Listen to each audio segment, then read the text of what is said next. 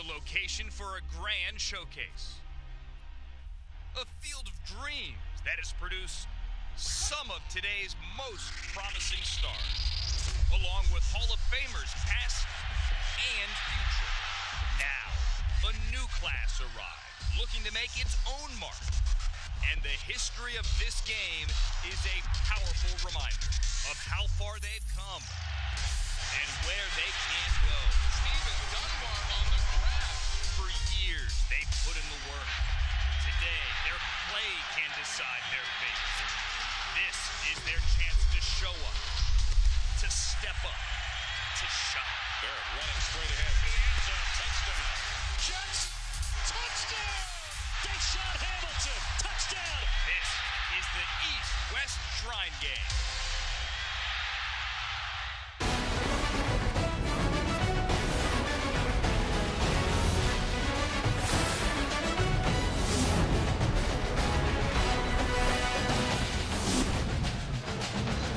Fans are filing in here at Tropicana Field. We had football weather in Florida outside most of the week. Today we are inside at Tropicana Field for the 93rd edition of the East-West Shrine Game. One final college football game for some of America's best seniors. This is Daniel Jeremiah. This is Mike Mayock. I'm Andrew Siciliano. Alex Flanagan joins us shortly. I say it's a showcase, Mike. Really, the entire week is a showcase. It is a week-long job interview. You know, and a lot of people say, why should I watch this football game? Why do I care? It's about third-day draft picks, 4th, 5th, 6th, 7th round, and priority free agents. And I would tell you as a former 10th round pick that there's a group of guys here that care about making a living in the NFL. And down the road in a few years, a big group of them will become some of your favorite players. Pay attention. We're going to have a great day. And pay attention, of course, to the household name here. The biggest name here, Mike, is the Ohio State quarterback, J.T. Barrett. He really is. Probably the most intriguing question mark of the week is what is J.T. Barrett? From my perspective, he's earned the right to earn a job in the NFL as a quarterback. He doesn't have overwhelming physical traits, but his intangibles are off the charts. He was voted a captain this week. He raises the play of everybody around him. And Andrew, his path to the draft starts today. And it starts today, of course. All eyes are always on the quarterback, but it starts today with a really good group of defensive linemen chasing Daniel J.T. Barrett and the other quarterbacks. Yeah, that's been the best position group here all week long, has been the defensive line, specifically from the East team, and two guys in particular. Contavious Street from North Carolina State, somebody that has the versatility to play end, can also be inside. You'll see him rush over a guard. He's a very explosive defensive lineman. And then Chad Thomas from Miami. You will not find a prettier player on the field today than Chad Thomas. 6'6", 275 pounds. There is a lot of intrigue and a lot of upside with that Miami Hurricane. Mike, give me one more name. Maybe a guy that really this week is all about. University of Delaware, small school, Bilal Nichols. NFL body, NFL traits. 6'3.5", 303 pounds, but he doesn't bring it every snap. You see flashes against Virginia Tech. I saw flashes this week.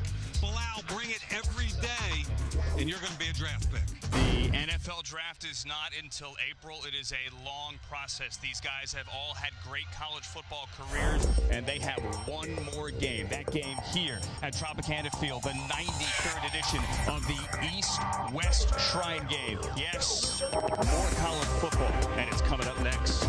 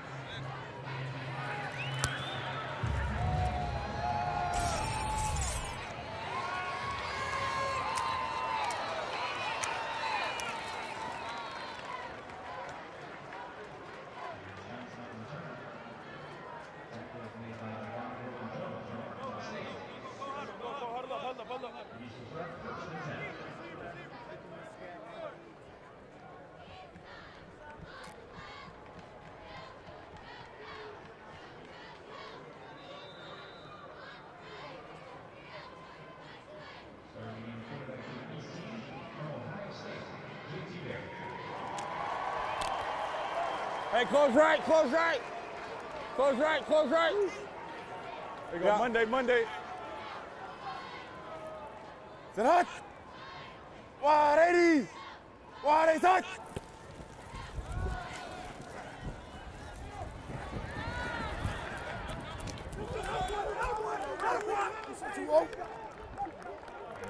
Hey, good shit, Nickel.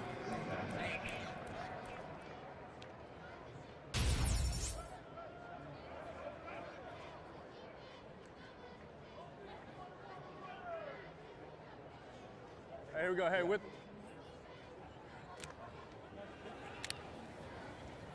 Hey, close left, close left. There you go. Hey, gaps, gaps. Gaps, gaps. There you go, we're good, we're good. There you go. Monday, Monday. Sit hot. Wide 80. Wide 80, touch.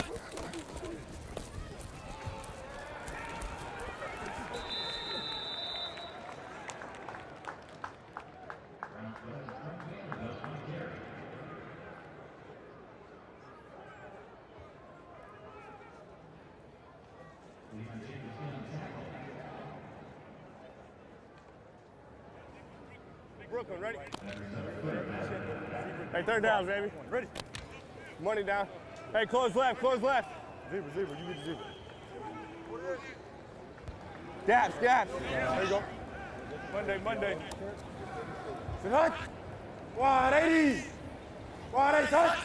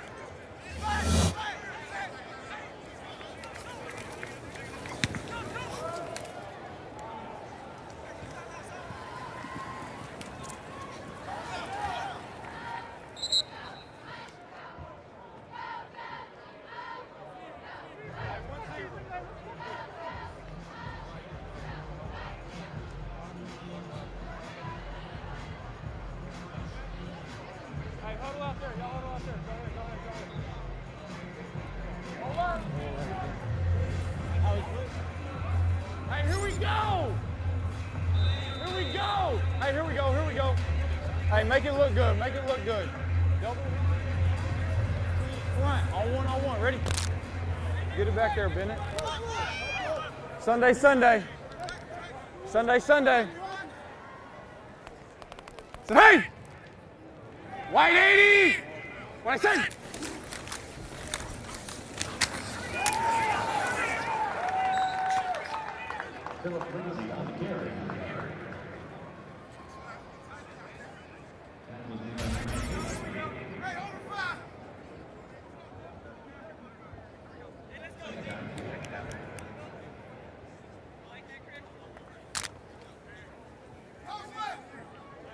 Sunday, Sunday. Hey, you're off, Steven. There you go. Sunday, Sunday. Hey! White 80! What I say?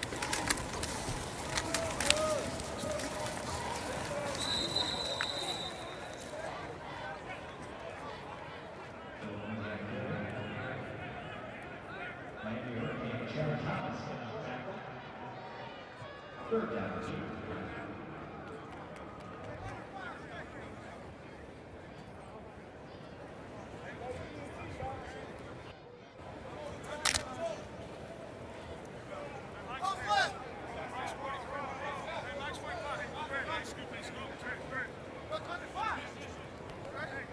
Hey! White 80! What I say? Nice job!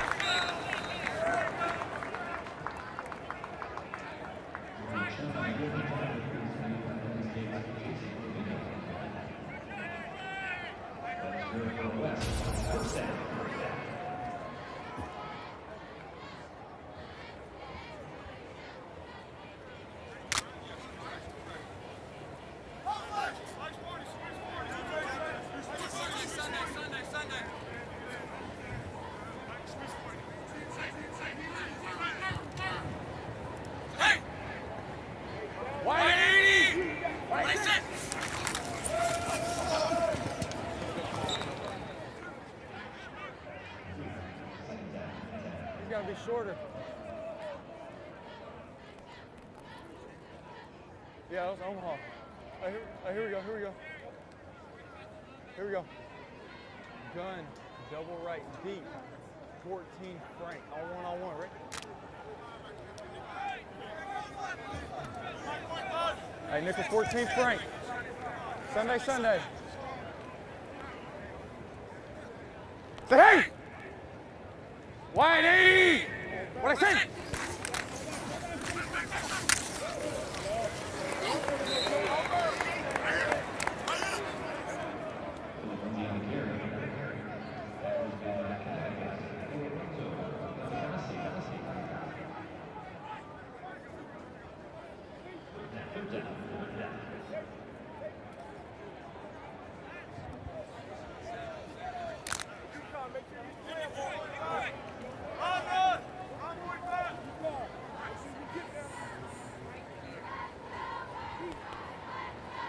Say hey!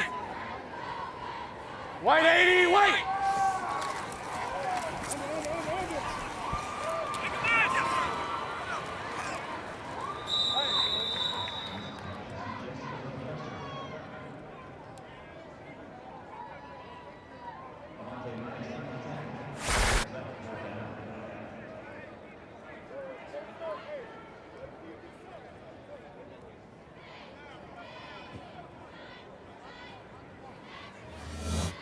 Double left close, 300 spacing, scat Bronco on one-on-one. Ready? Hey, wide.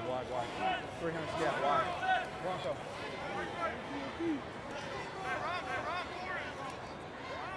Hey, Sunday. Today! Wide 80! What I say?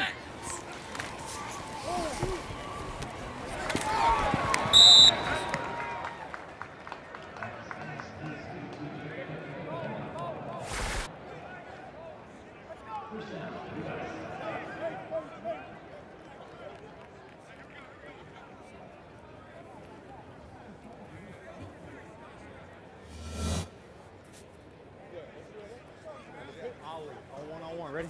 Sunday.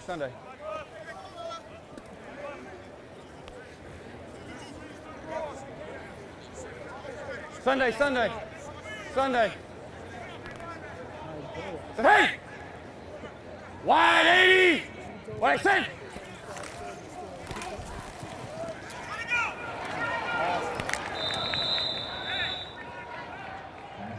Tiger!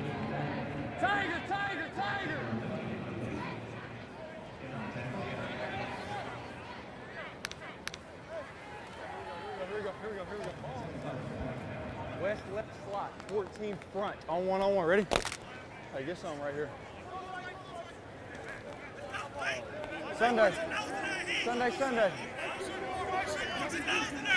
Sunday. Hey! Wide 80! What I said?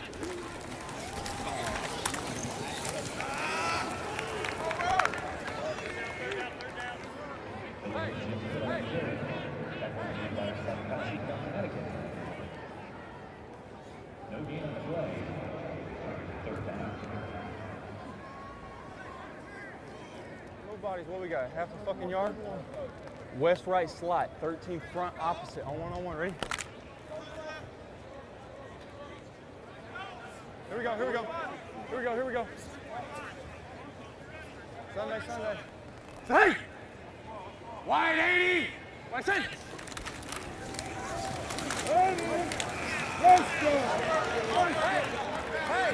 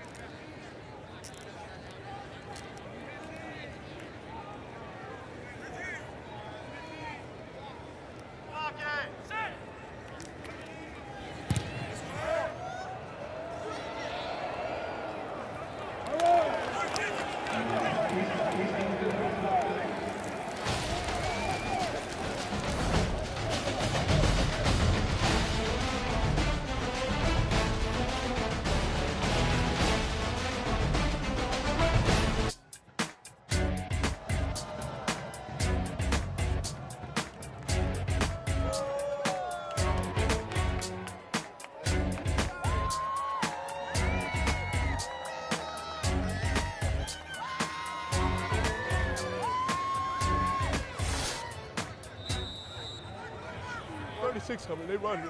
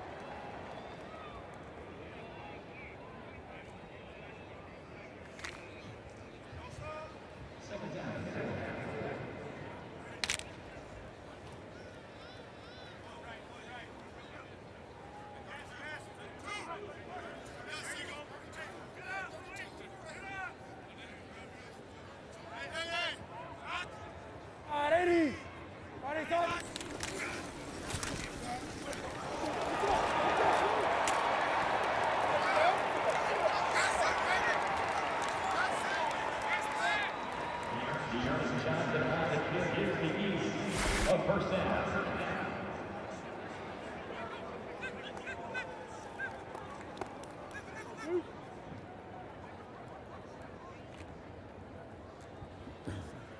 Ready.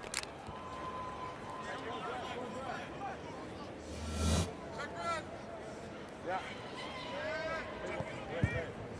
There you go. No, it's red. Red, red. Touch!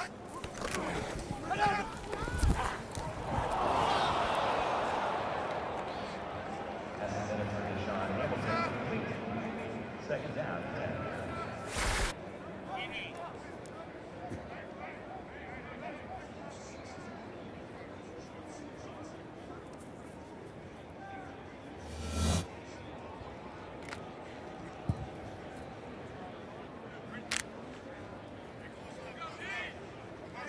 Yep. Monday. There you go, go, get touch. Hey, let it cut. There you go. Sit hot. Wide 80. Why they touch?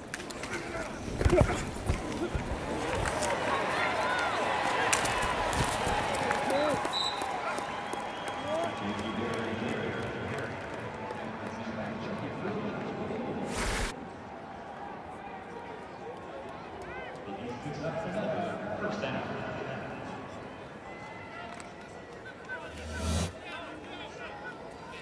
Hey, we got gun spread left, 33 front, QB read. On one, ready? On one. Monday. Close right.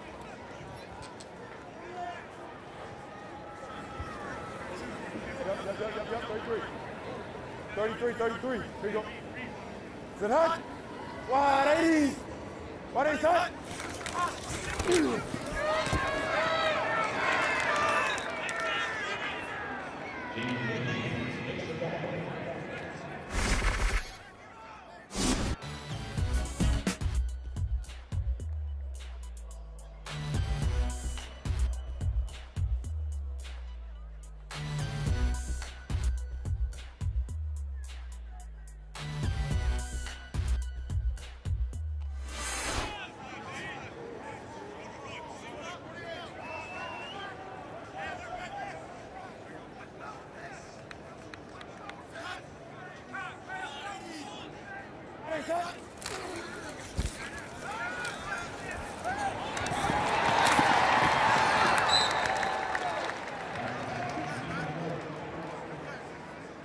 Tackled by Chucky Williams. The change to the game for the East. First down.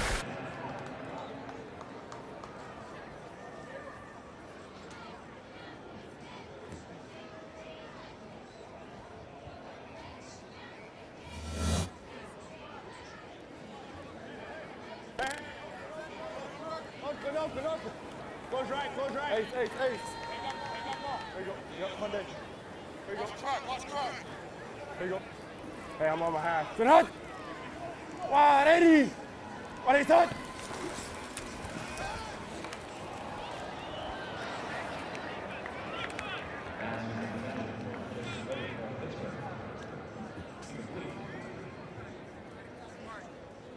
Second down.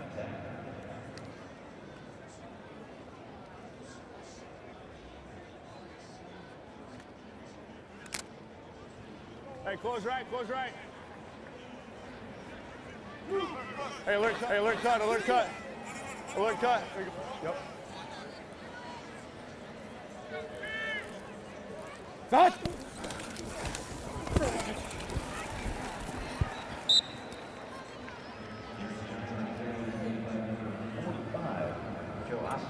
Central Michigan.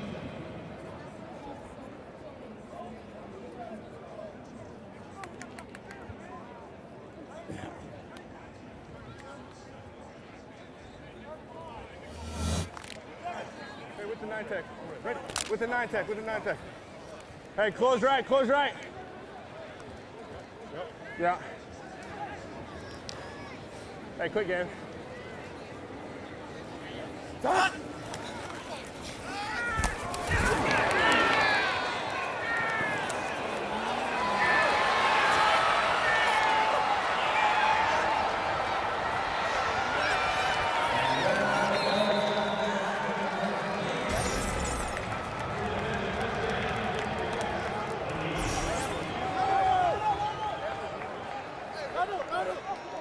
Good shit, boy. Get that good shit.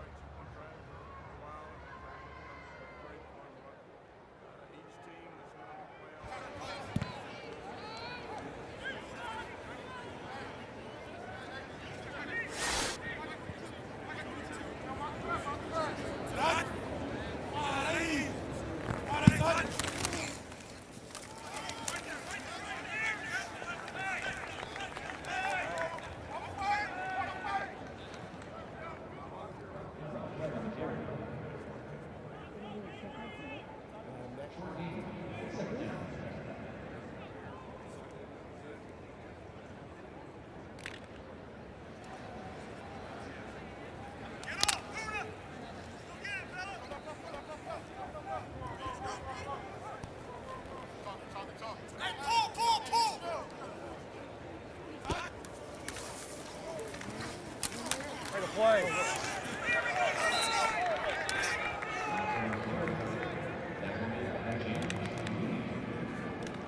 Getting out of hope.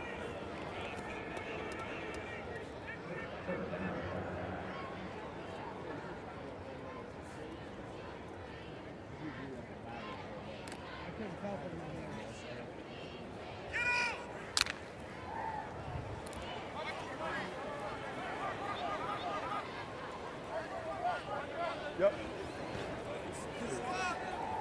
It's a hut. 180. 180 touch.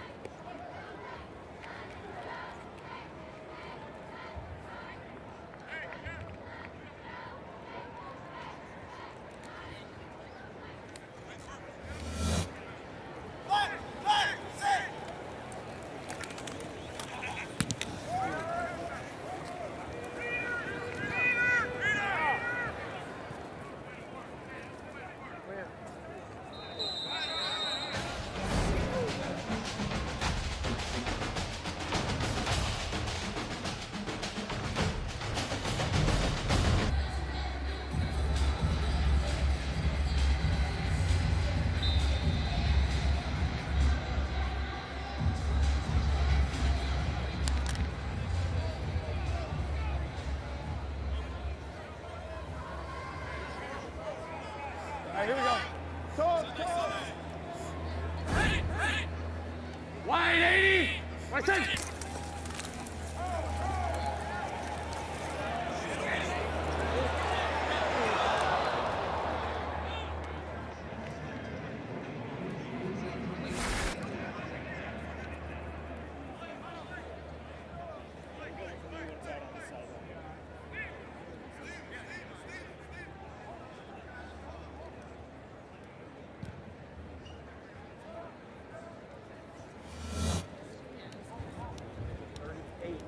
Prep. One-on-one. Ready? Okay, close right. Sunday. Watch the picks. Watch his rubs. Wide 80. Watch this.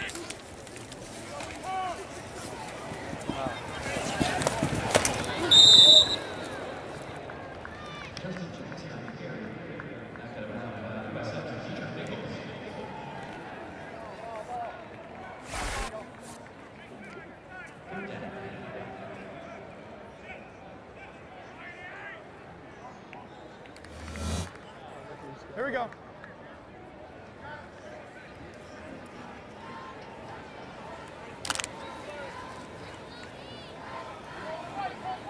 Hey, they running here. Hey, they running. Big boy in there. Here we go. Sunday. Hey! Hey, alert! Good. Delay a game. Offense. 5-yard penalty. 3rd down. That's me. Hey, here we go. Let's go. Good, double right. Ready? Hey, hustle up.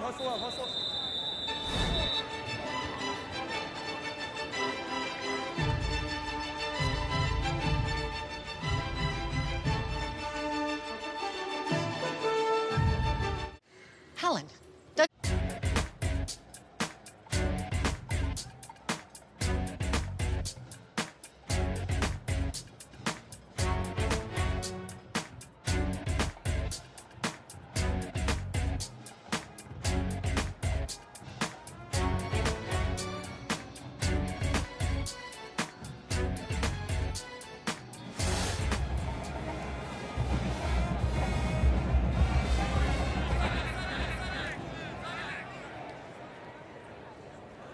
Hey!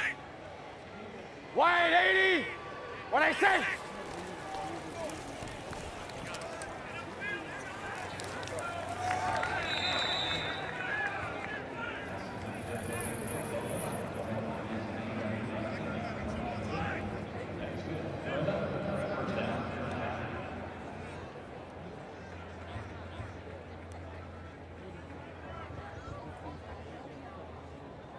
Z goes screen right on one.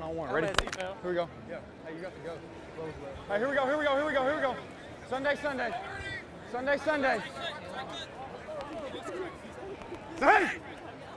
Wide 80! Listen! Good pass!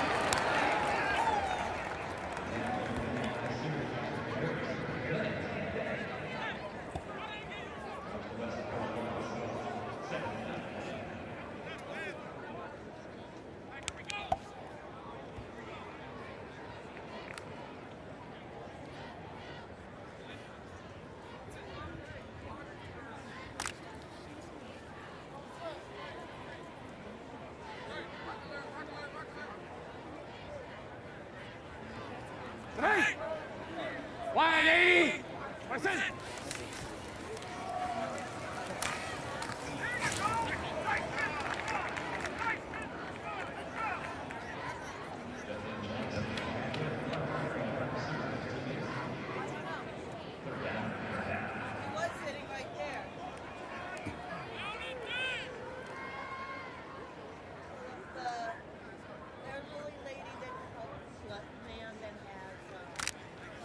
Sunday, third down. Sunday.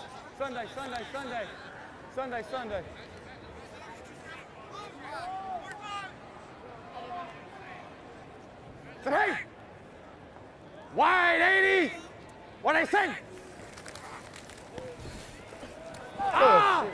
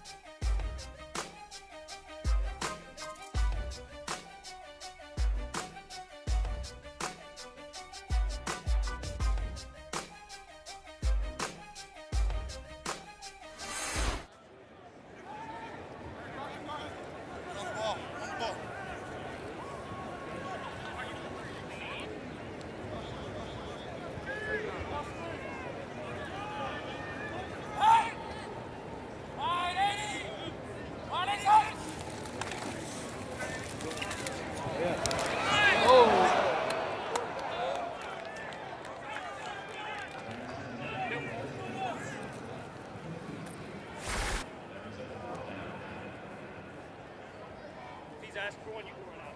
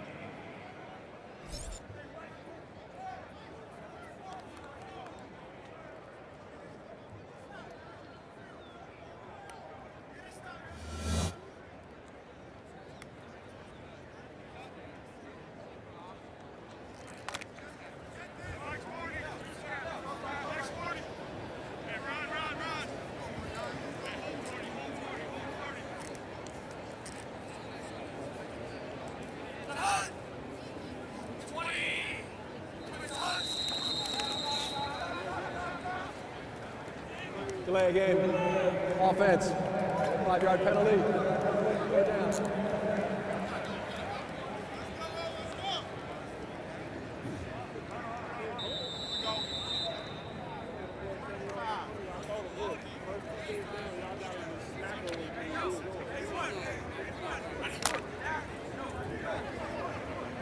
Heavy flares, get a piece of them.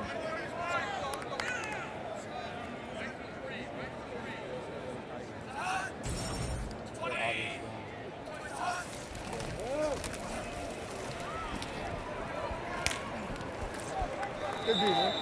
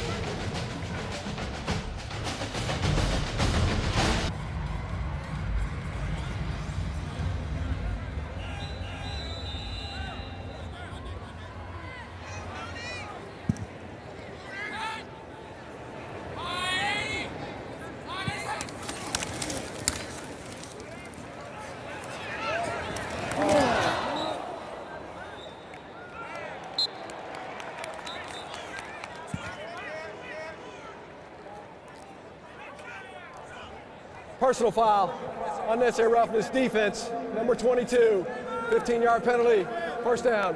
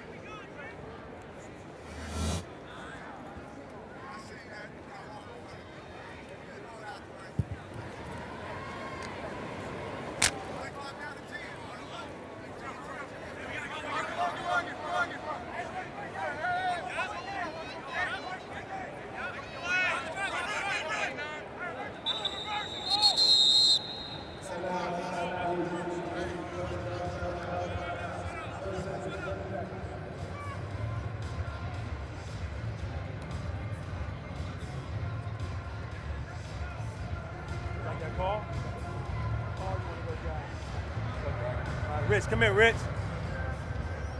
I'm gonna go drag, and you feel good about a 32 run. You want to get here.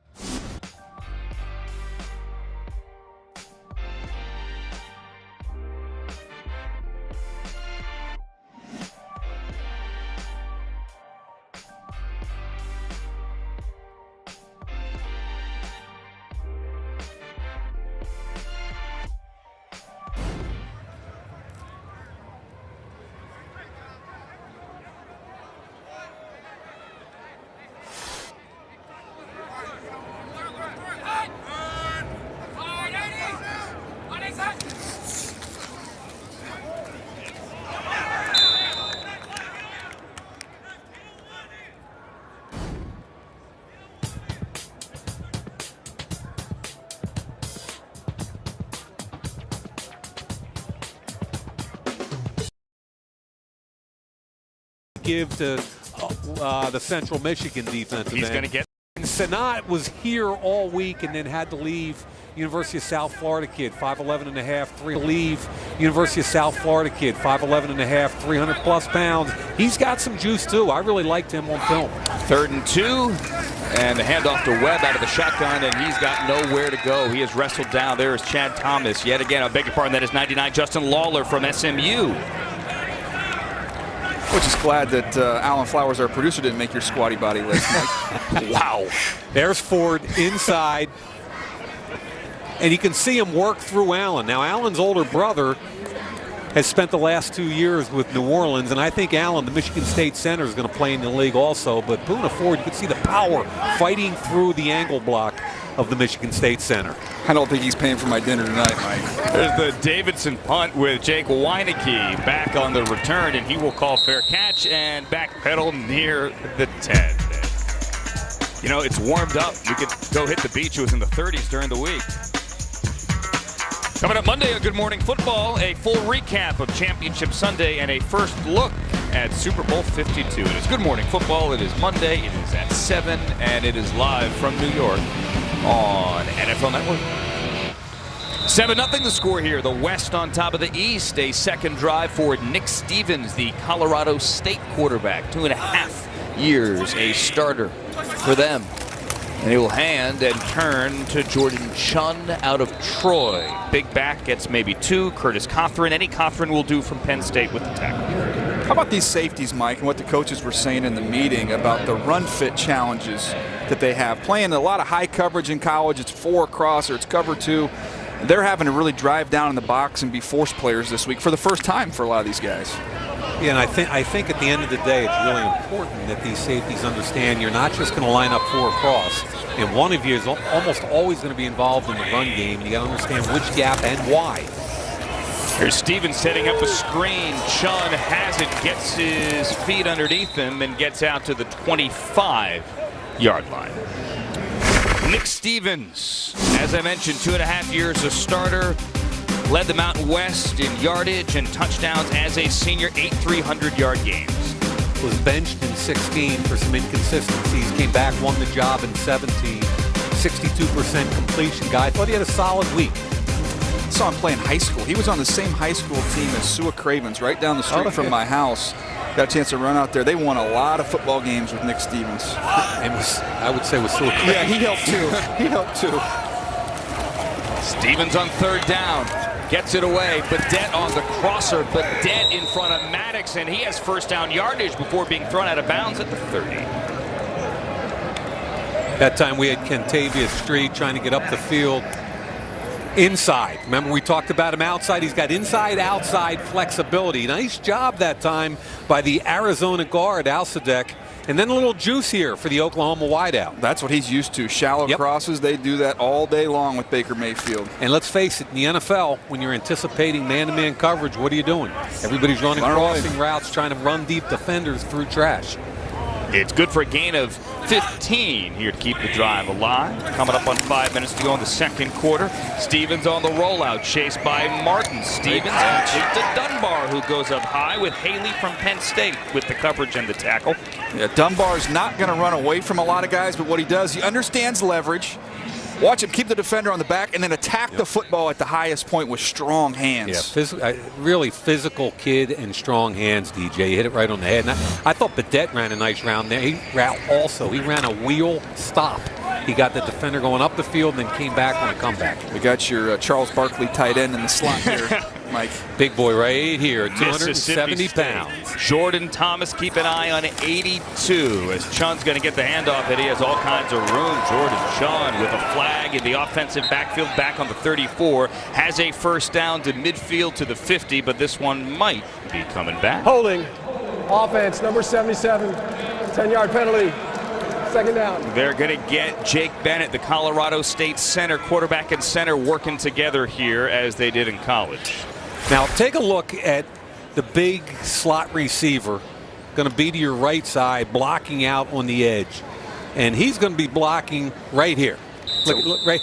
That's the most polite block I've ever seen, Mike. I would use that term loosely. I mean, you're talking about 270 against 183 at corner, and you're right, he was very respectful and polite. And one of the things that a lot of the scouts told me about Thomas the wideout. He's got to show toughness. He's got to show consistency from snap to snap because he's a very gifted kid. Here's Philip Lindsay out of Colorado. Delayed handoff, not a lot of room to run. DJ Palmore out of Navy there with that blue helmet at the 30. Jeff Schwartz, our friend, the former offensive lineman for the Giants, has a term he uses called disrespectful blocks on Twitter. That was a respectful. Very cordial. Yes, very cordial. I would say too respectful.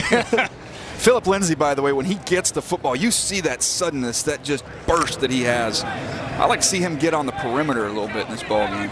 I'd like to see him throw the ball up in the air against this press coverage with single high safety. I mean, why not? You got one guy in the middle of the field. The outsides are wide open. Let's throw the football. Under 4 to go here in the second quarter as Stevens is going to run. And Stevens slides underneath a huge hit by Chris Worley. That's going to get flagged. The Ohio State linebacker adds 15 to the end of that. Well, I know one thing. These guys are all antsy to make a mark today for the pro scouts that are going to watch the film of this game.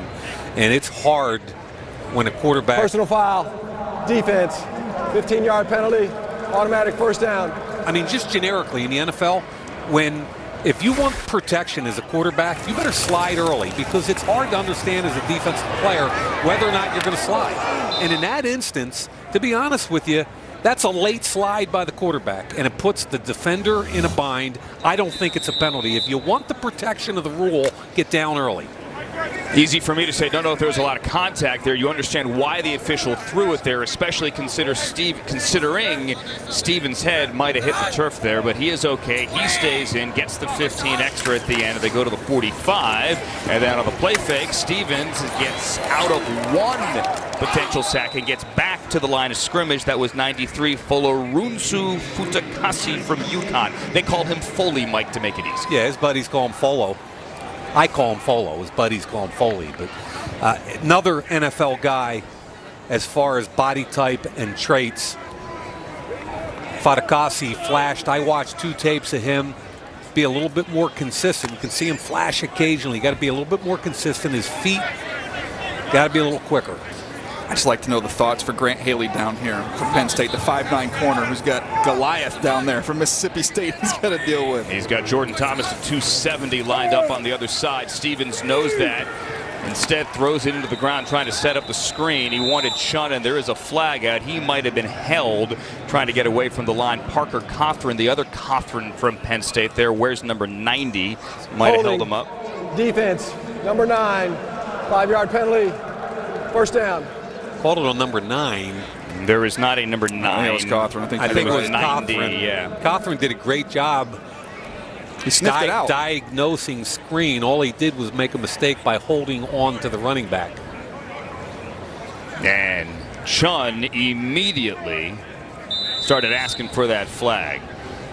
So another penalty here, giving the West a first down. An early defensive touchdown when J.T. Barrett fumbled. He was hit in the backfield. Ball went backwards.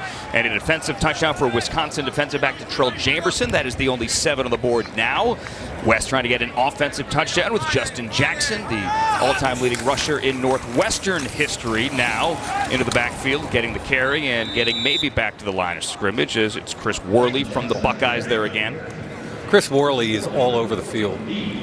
Linebacker. He is a lot like Kabinda from Penn State, where they're both kind of first and second down Mike linebackers. They're going to have to play special teams. They're not going to be on the field in sub packages, but Worley and Kabinda are so active on defense, DJ. I think they're going to make teams just because of special teams, and they can play on first down.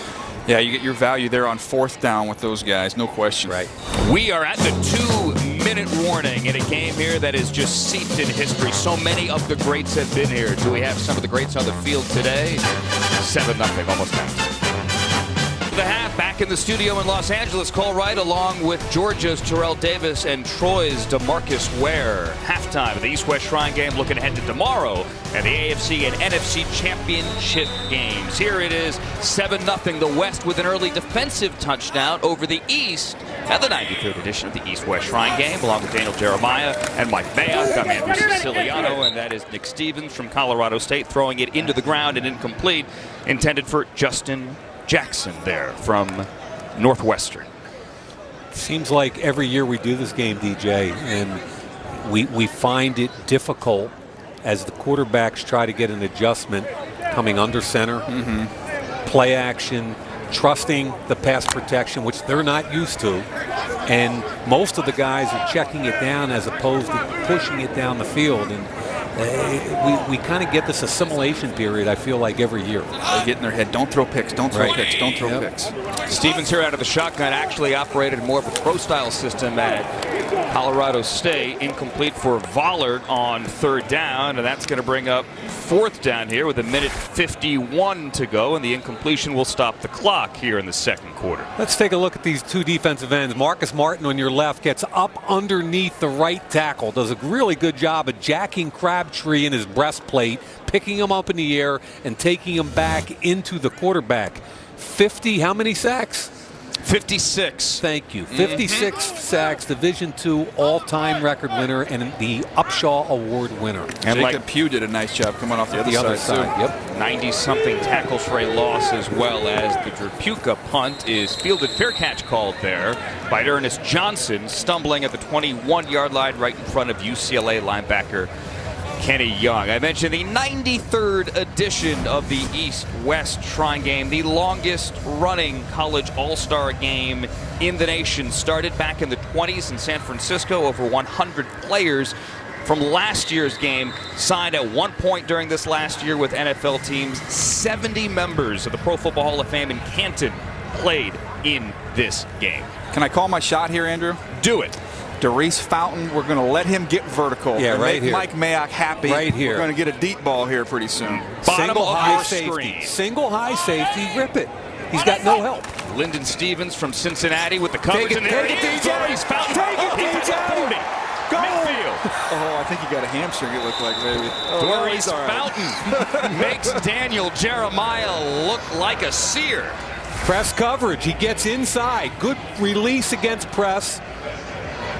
Ball was well thrown, DJ. Caught it in stride. I thought with his speed, he might take to the house. Got a little flat tire there. Gain of 38, and then the handoff to Ernest Johnson, who changes directions, comes back to this side and gets across the 40 to the 39 here. Clock winding. Down to almost a minute remaining. Darius Fountain from Madison, Wisconsin, wanted to be a Badger. Brett Bielema, a lefty, ended up in Northern Iowa, and he's been turning heads all week here.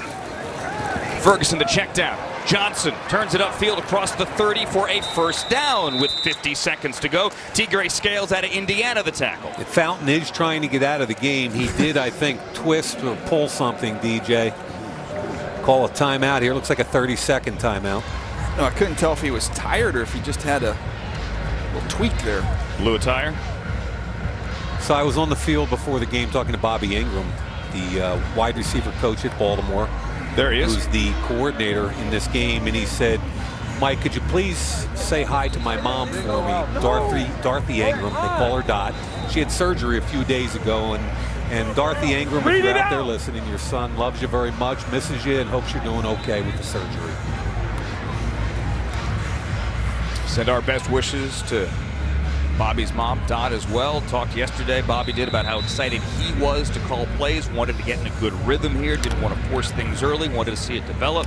Now he's got the 2-minute offense going. Tell you what, if you're a college looking for a head coach in the next couple of years, give Bobby Ingram a call. He's an impressive young man, isn't he? Had a chance to cover him when he was a young wide receiver with the Bears, and here he is calling plays in an all-star game as Riley Ferguson avoids the sack and then throws complete to Justin Watson, coming across the field and getting out of bounds. That was Osman getting some pressure there. Yeah, Osman got the pressure. Good job by Ferguson eluding. And then here's the Penn kid, the Ivy Leaguer, coming all the way across the field, making a catch. That's a whole lot of work for 2 yards. 286 career receptions for Justin Watson, and that gets a full yard. He had 3,777 yards worth of receptions. Okay, now let's look and see where the field is, guys. You got the single high safety. It means all these guys are single covered. You've got an opportunity to single them up. There you go. And there you have it with the completion to Deshaun Hamilton out of Penn State. Dropped one early, atones for it there, and gets it to the 14-yard line with the clock winding to 30, a gain of 12. He's working on Igwebuike, the safety, and here they go. They're rolling. Good catch. and a tackle and a first down. And then Ferguson spikes it to stop the clock here at 24. Finally, a little action here. DJ makes a call. Get him going here. DJ makes the call. Can I make one more? Yeah, let's do it. Just for our pal Charles Davis. CD. Let's get the Tennessee the Tennessee Volunteer in the end zone. You want Ethan Wolf, 82 in the end zone. Okay, we're going to have to circle him. If you do this, I'm just leaving. You can have the rest of the game. Here he is, I'm 82, tight to the right. More receptions than Jason Witten. He started his first game as a true freshman at Tennessee. Never been done at that position. See if we get it. Ferguson. Release. He's going in the end. Going to get brought down to the backfield, and the clock is winding here. Sorry, Charles. Kahuna Ford gets him. And that was also Rollin James, the linebacker edge rusher from Arkansas State. And so now with the clock at 8, Ferguson's going to spike it again. You know, DJ's really good at this, Mike. Doing a preseason game together this summer, and he called a game-winning touchdown by Josh Reynolds for the Rams. DJ's the man. I'm telling you. Specialize in East-West games and fourth quarter of preseason games. Yes. That's my business card, actually. You're prescient. There's John Hayes. John Hayes is one of the real good guys in the NFL. Played at Iowa with his twin brother and Paul Burmeister at Iowa, as a matter of fact, and Bobby Johnson, who we're rooting for. And here is Drew Brown on for the field goal try now. 33 yards this try. And Brown's kick is up, and it is good. And the East is on the board. Looks like they had a conversation about that one. That's the end of the kickoffs, too, right? So they're just going to have to take a snap, right, Andrew? They just kick off again at the start of the second half. That would be correct. Yeah. That would be correct. So you got 3 seconds on your own 25 here, Mike. What do you got? Now, you're the prognosticator, pal. Go ahead. I got nothing. If you're going to take a knee, we're going to go to halftime. Drew Brown, the brother of former NFL kicker and 12-year veteran Chris Brown, is wearing number 27 instead of the normal number 34 he wore at Nebraska. He's wearing the number of his late teammate Sam Foltz, the Nebraska punter who died in a car crash in July of 2016 when they were both during the summer back in Wisconsin. They were best friends. They were both at a party, did not leave together.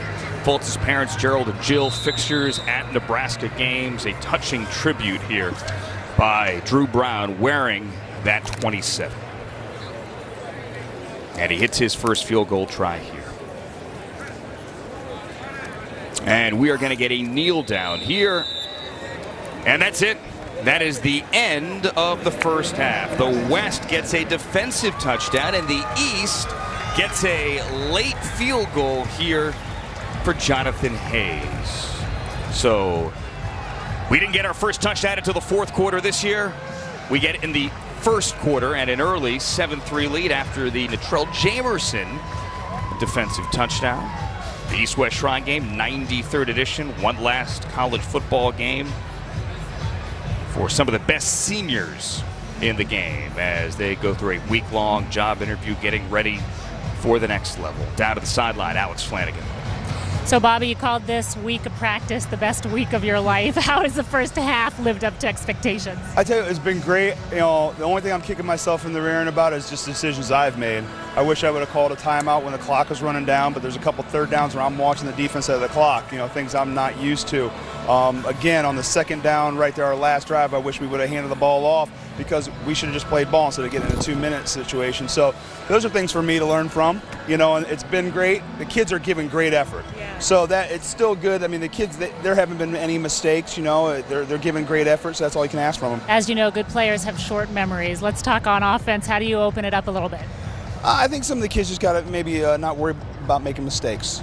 I've noticed that we're this close on a bunch of plays, and I think they're trying to be perfect. Just cut it loose and go, you know, I think we're going to start, you know, maybe pushing the ball downfield a little more play action. We tried a couple screens. I think maybe we got them, you know, okay, and now we can take a shot or two. All right, go give a great halftime speech. Fire them up. Thank you very much. Bobby Johnson said this was the best week of his life. He and Jonathan Hayes, first-time head coaches here. We are halfway through, 7-3 the score. Coming up, back to LA. Total Access at the half.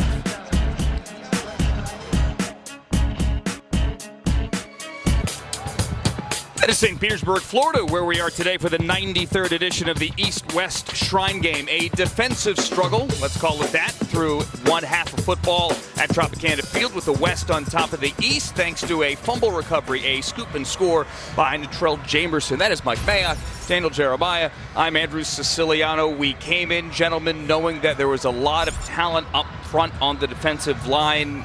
With 208 total yards of offense, that defensive talent has not disappointed. Well, it's kind of as advertised. I think DJ and I were here all week, and we knew coming into the game, and it showed up all week in practice, the best players at this game are the defensive linemen from both teams. Yeah, and you see it not only getting after the quarterback, being able to hold up at the line of scrimmage and limit these backs from really getting loose and creating some explosive plays. We got one explosive play offensively from Darius Fountain from Northern Iowa.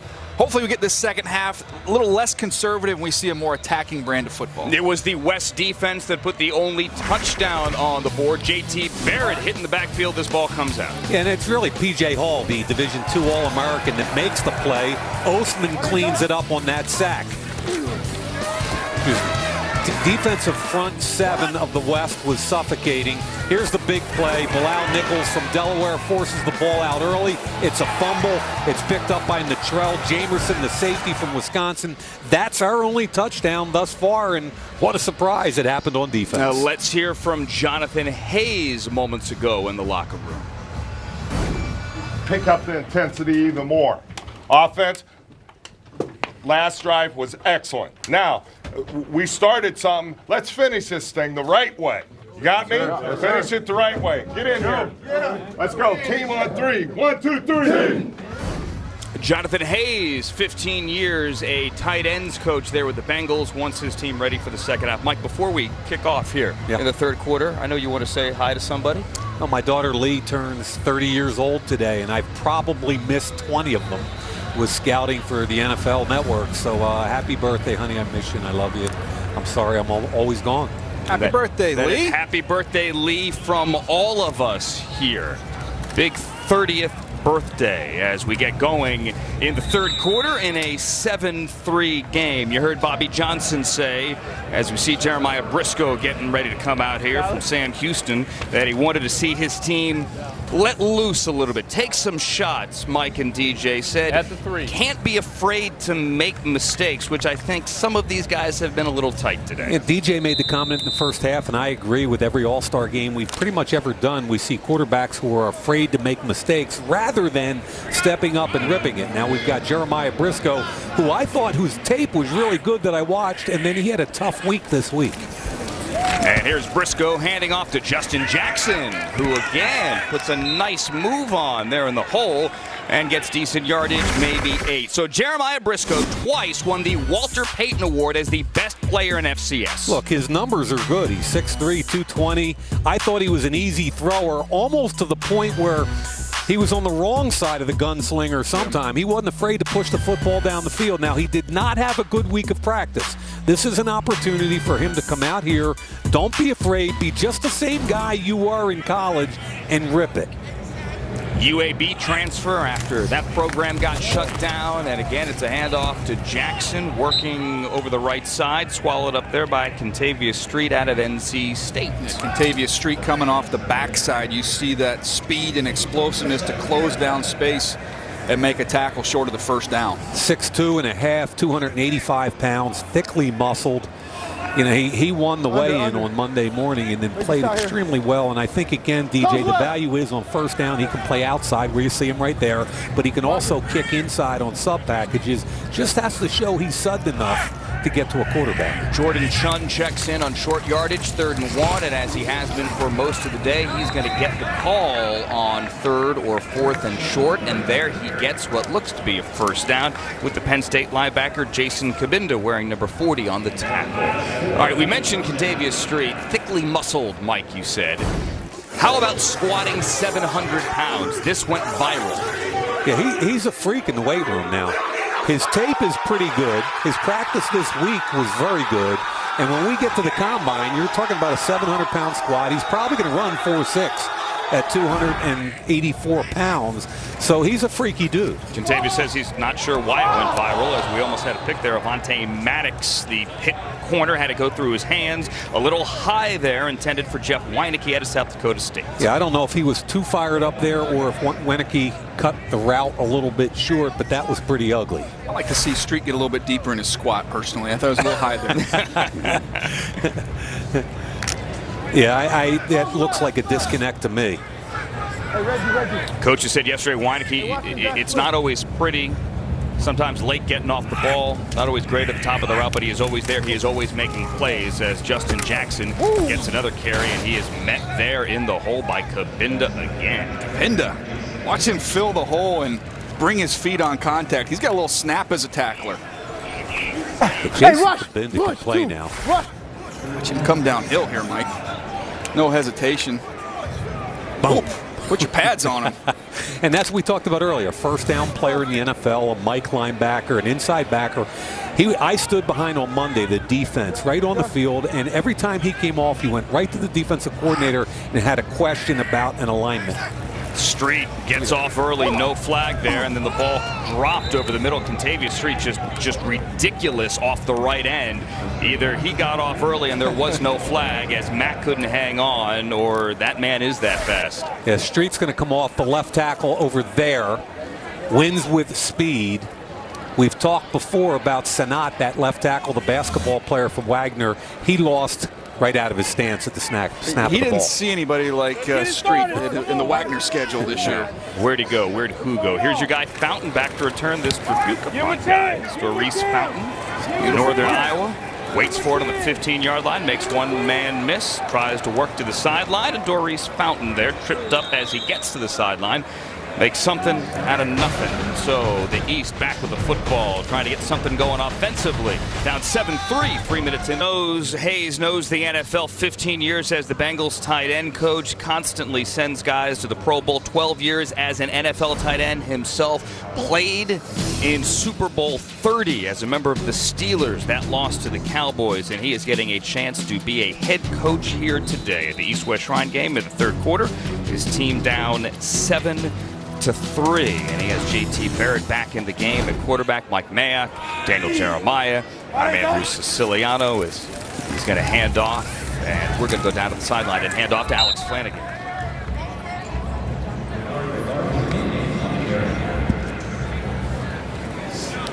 The amount of drops that they've had. Andrew, and talking to Jonathan Hayes, just asking him about his offense in the first half, he said he was extremely disappointed with the amount of drops that his wide receivers have had in the first half, really saying that in this game they have to be able to execute better. Of course, as you guys know, the players I'm sure want to execute as well, as they know they're being judged and scouted. Yeah, it's a case of nerves, I think, in some instances here. Also a case of simply not being on the same page with a lot of guys. Despite a week's worth of practice, Ray Lowry checks into the game. He's an Old Dominion running back. He only had 1 day of practice here. Added late in the week, practiced on Thursday, and there showing good balance and getting a first down. Yeah, I thought Chase Edmonds, the running back from Fordham, who tweaked an ankle, and that's why Lowry gets the opportunity here. I thought Chase Edmonds looked pretty good from Fordham, especially catching the football and showing quickness. Chase Edmonds, I'm sorry, go ahead, DJ. I was just going to say, Mike hasn't pointed out our Canadian receiver yet, Mike. It's taking you so long here. No, we talked about him in the first half, didn't we? Regis Sibasu from Montreal University, wearing 83 here. Lowry again with a huge hole, and again Lowry, the leading rusher in Old Dominion history, is going to get a first down, tackled by Colorado's Afolabi Laguda. Really nice job on the right side this time. Austin Golson from Auburn, good run blocker, has played all 5 positions in the offensive line. I think he's a guard, and a good cut in there by the big back. 45 career rushing touchdowns for Ray Lowry. What a great opportunity this is for him. When Chase Edmonds from Fordham, who a lot of scouts were excited to see, had to leave, rolled an ankle. Lowry gets the call, and he gets a 3rd consecutive carry. James Looney from Cal in the middle of that pile. Also Leon Jacobs from Wisconsin. Some fresh legs here. You got the early part of the week off. Hop it in here. Got a little juice. Got 4 carries for 28 yards early here in the 3rd. We got JT Barrett, who threw the ball 5 times in the first half, completed 1 of them. like to see an opportunity here where pre-snap we'll take a look what we have. There are only 3 coverages in this game. It's a single high safety right here. So you got man-to-man effectively on the outside. So let's throw it outside, guys. Watson left, Sibasu to the right. And again, it's going to be the hand to Lowry this time. There's nothing, and he makes something of it. No yards on the play, but what a heck of an effort to just get back to the line of scrimmage when they had you bottled up. Kenny Young there from UCLA, who I thought, Mike, had a great week in coverage. I want to see him in this game come downhill, play a little bit more physical, but you watch him on some wheel routes, you see how athletic he was. He's going to be somebody that's going to make a team and cover kicks and be able to help you out when you get in sub situations and cover. He can flat out run 304 tackles at UCLA, active kid. Let's see what Barrett can do here on third down. Has Wolf to the right, Hamilton to the right. Wolf, the Tennessee tight end, lined up in the slot. Barrett on third down, looks over the middle, steps up, and is brought down. Is sacked by 99 Justin Lawler out of SMU. Just beat him off the edge here. You watch him bend coming off the bottom of the screen. You got that type of coverage, you got a little bit of time. I don't know if I'm going to give all that credit to the secondary, though. He wins clean. A little pop and rip and flatten to the quarterback. That was nice beautiful. Job by Lawler. 6'4", 264. He's got short arms, DJ, 31.5-inch arms, but highly productive at SMU, and like you said, a textbook rush. Third sack of J.T. Barrett went around the Syracuse tackle. Jabbar McGloster, a 2-year starter for the Orange at right tackle, playing right tackle there as well. Out of St. Anthony's, where he played basketball for the legendary Bobby Hurley Sr. Now Jake Weineke back to return this punt from Joe Davidson, the lefty. A finance major. Gets it away. Fair catch called and taken on the 12. So Barrett cannot get the offense going here as Lawler gets the sack. It's 7-3 here in the third. Tomorrow morning at 7, a one-on-one with Jaguars corner. Jalen Ramsey plus LaShawn McCoy, Joe Hayden, Michael Bennett, all live in studio in LA. It is NFL Game Day morning. It is tomorrow at 7. And it is only on NFL Network Championship Sunday. The Patriots, the Jaguars, the Eagles, the Vikings. And that is Jeremiah Briscoe out for a second possession here as quarterback for the West with Colorado's Philip Lindsay in the backfield. A 7-3 game, a defensive touchdown, the only score here. We got Lindsay up the middle, brought down by, among others, we got Jason Kabinda in there. And also Tracy Walker, the Louisiana Lafayette safety. Yeah, good tackle, good fill. We talked about safeties coming up, understanding gap responsibilities in the run game.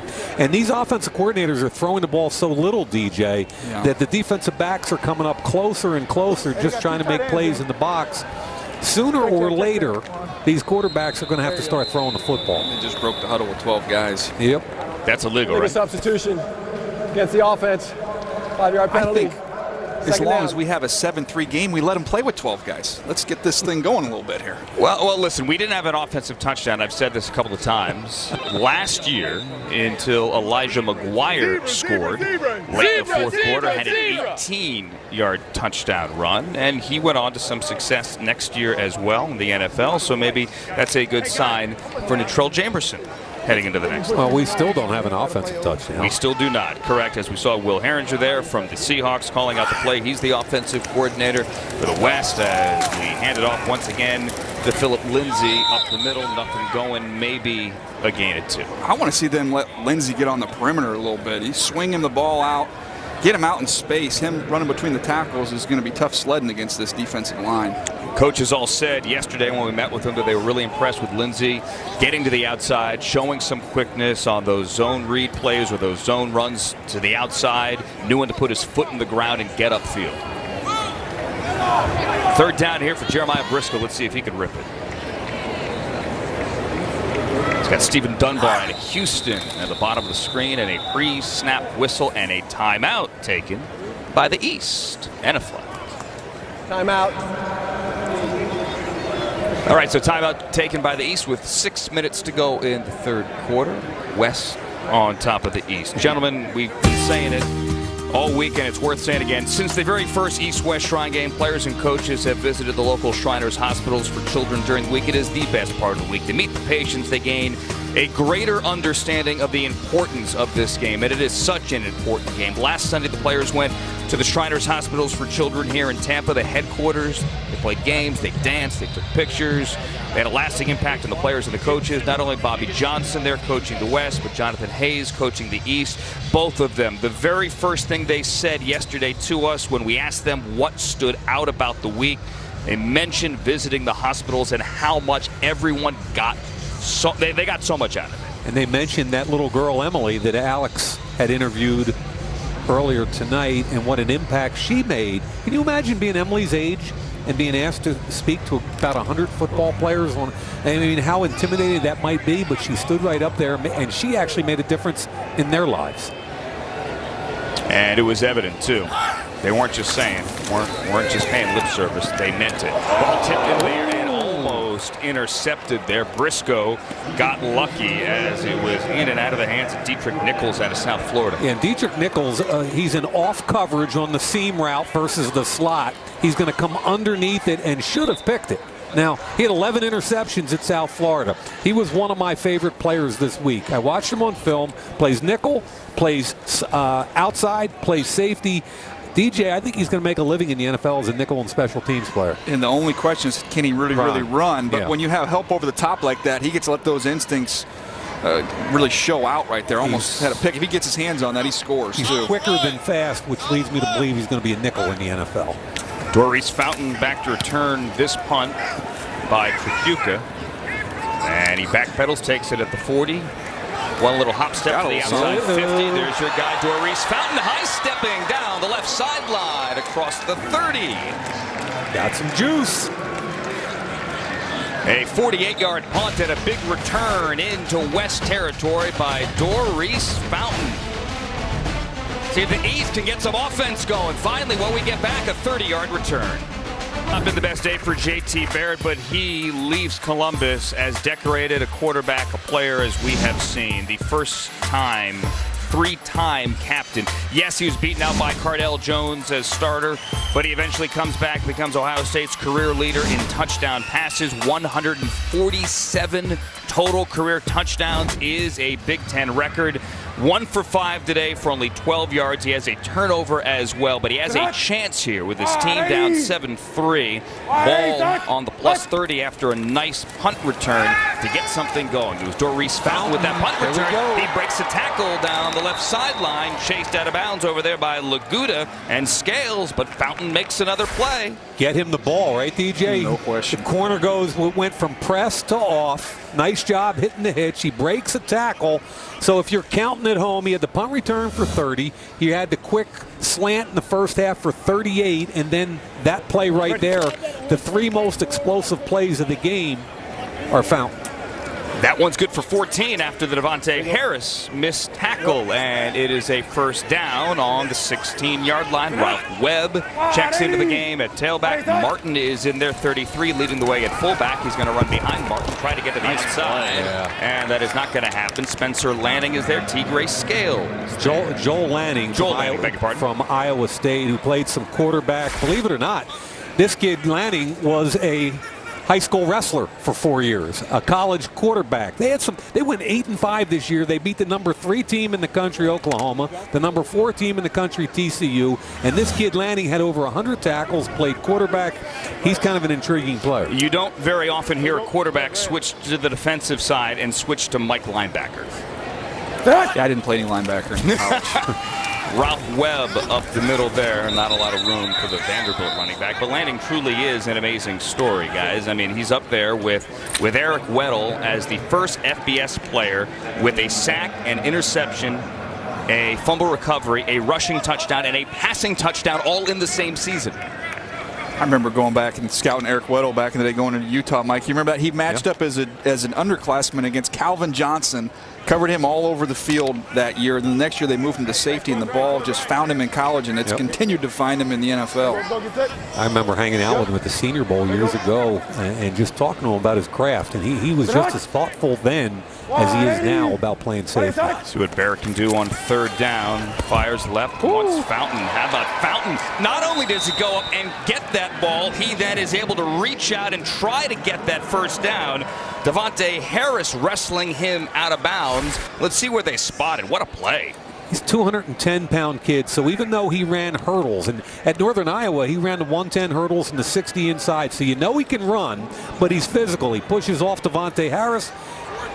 Strong hands for the football, DJ. High pointed that beautifully. Yep. And how about JT Barrett's now got a rhythm, and he's got somebody he's got some confidence in. And some trust, exactly right. 3rd catch for 61 for Fountain. They give him 9 on that one, so it's going to be 4th and 1, and they keep the offense on the field, and Barrett on the keeper is going to go over left guard and get the 2 yards for the 1st. Now, I've never been an offensive coordinator, but you got your 1st down.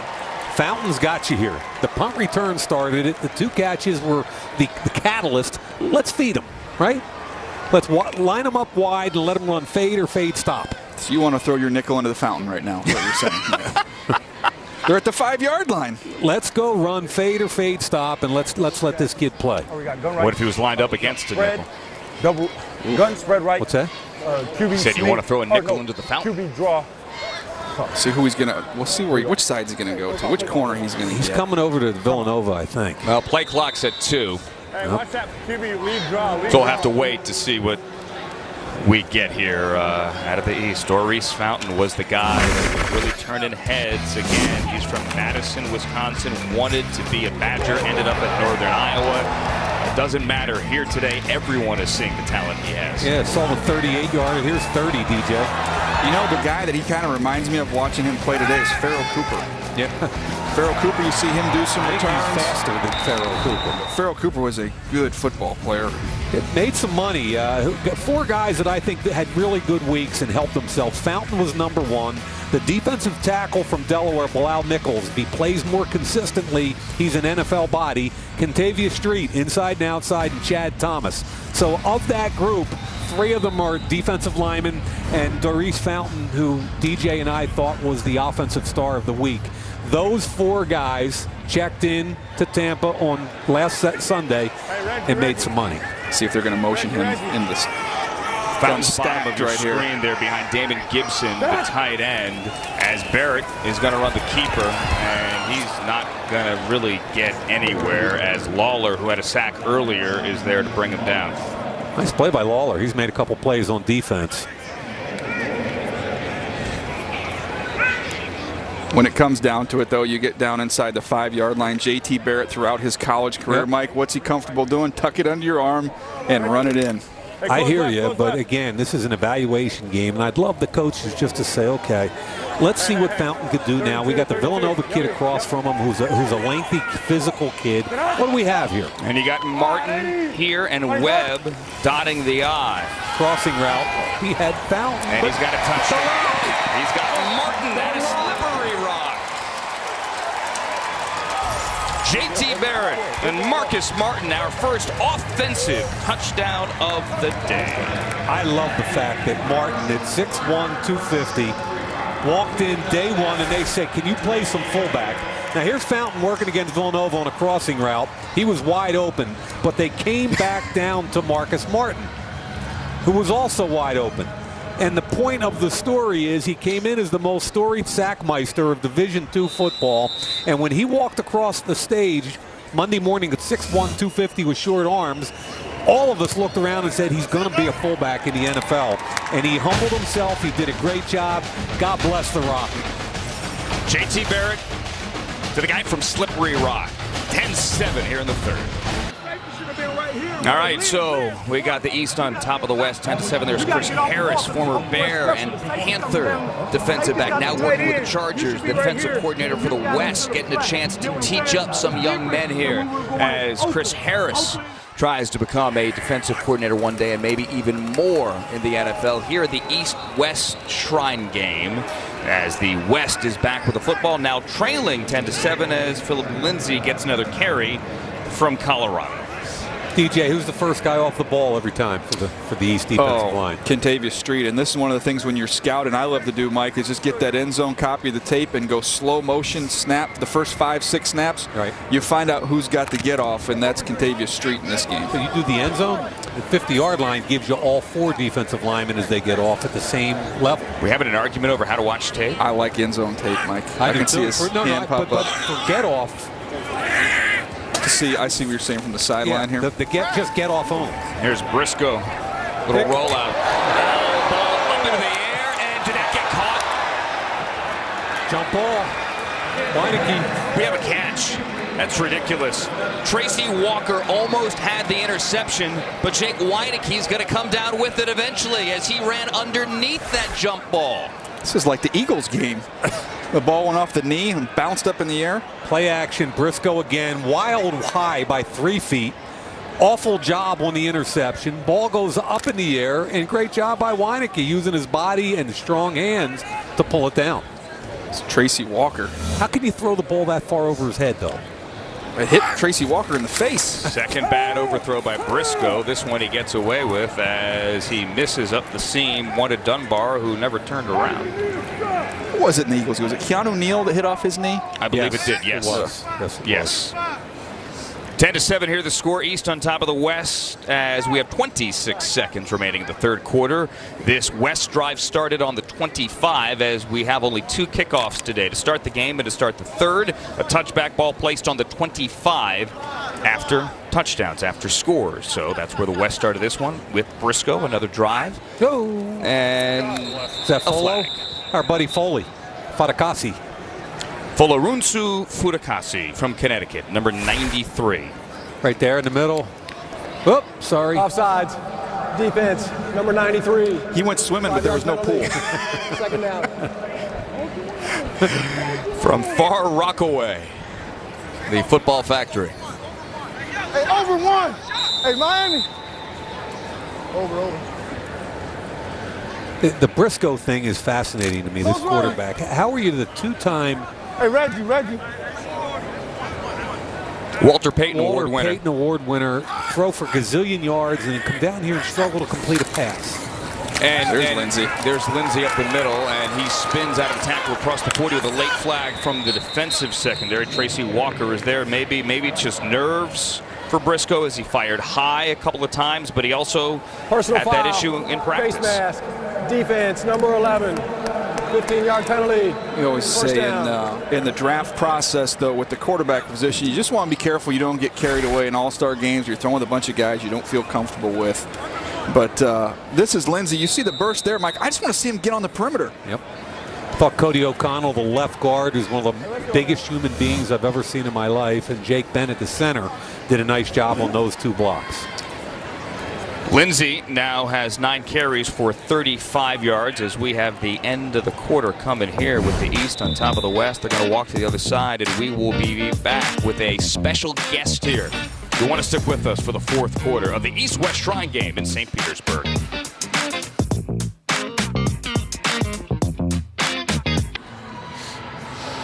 So it is 10-7 here, the East over the West as we get going in the fourth quarter in St. Petersburg, the 93rd East-West Shrine game. We have said all day and we have said all week that this is more than just a college all-star game. Mike Mayock, I'm Andrew Siciliano. This is Alec Kabakungan here. He's 15 years old. He suffers from brittle bone disease. He lives in Chicago. Alec, you spoke to the West this week. You have a sports podcast. You want to be in the booth. You want to be a sports broadcaster. Yes, welcome. I do. Thank you today, so much. Sir. This is so cool. You guys are awesome. I've been watching you guys for a while.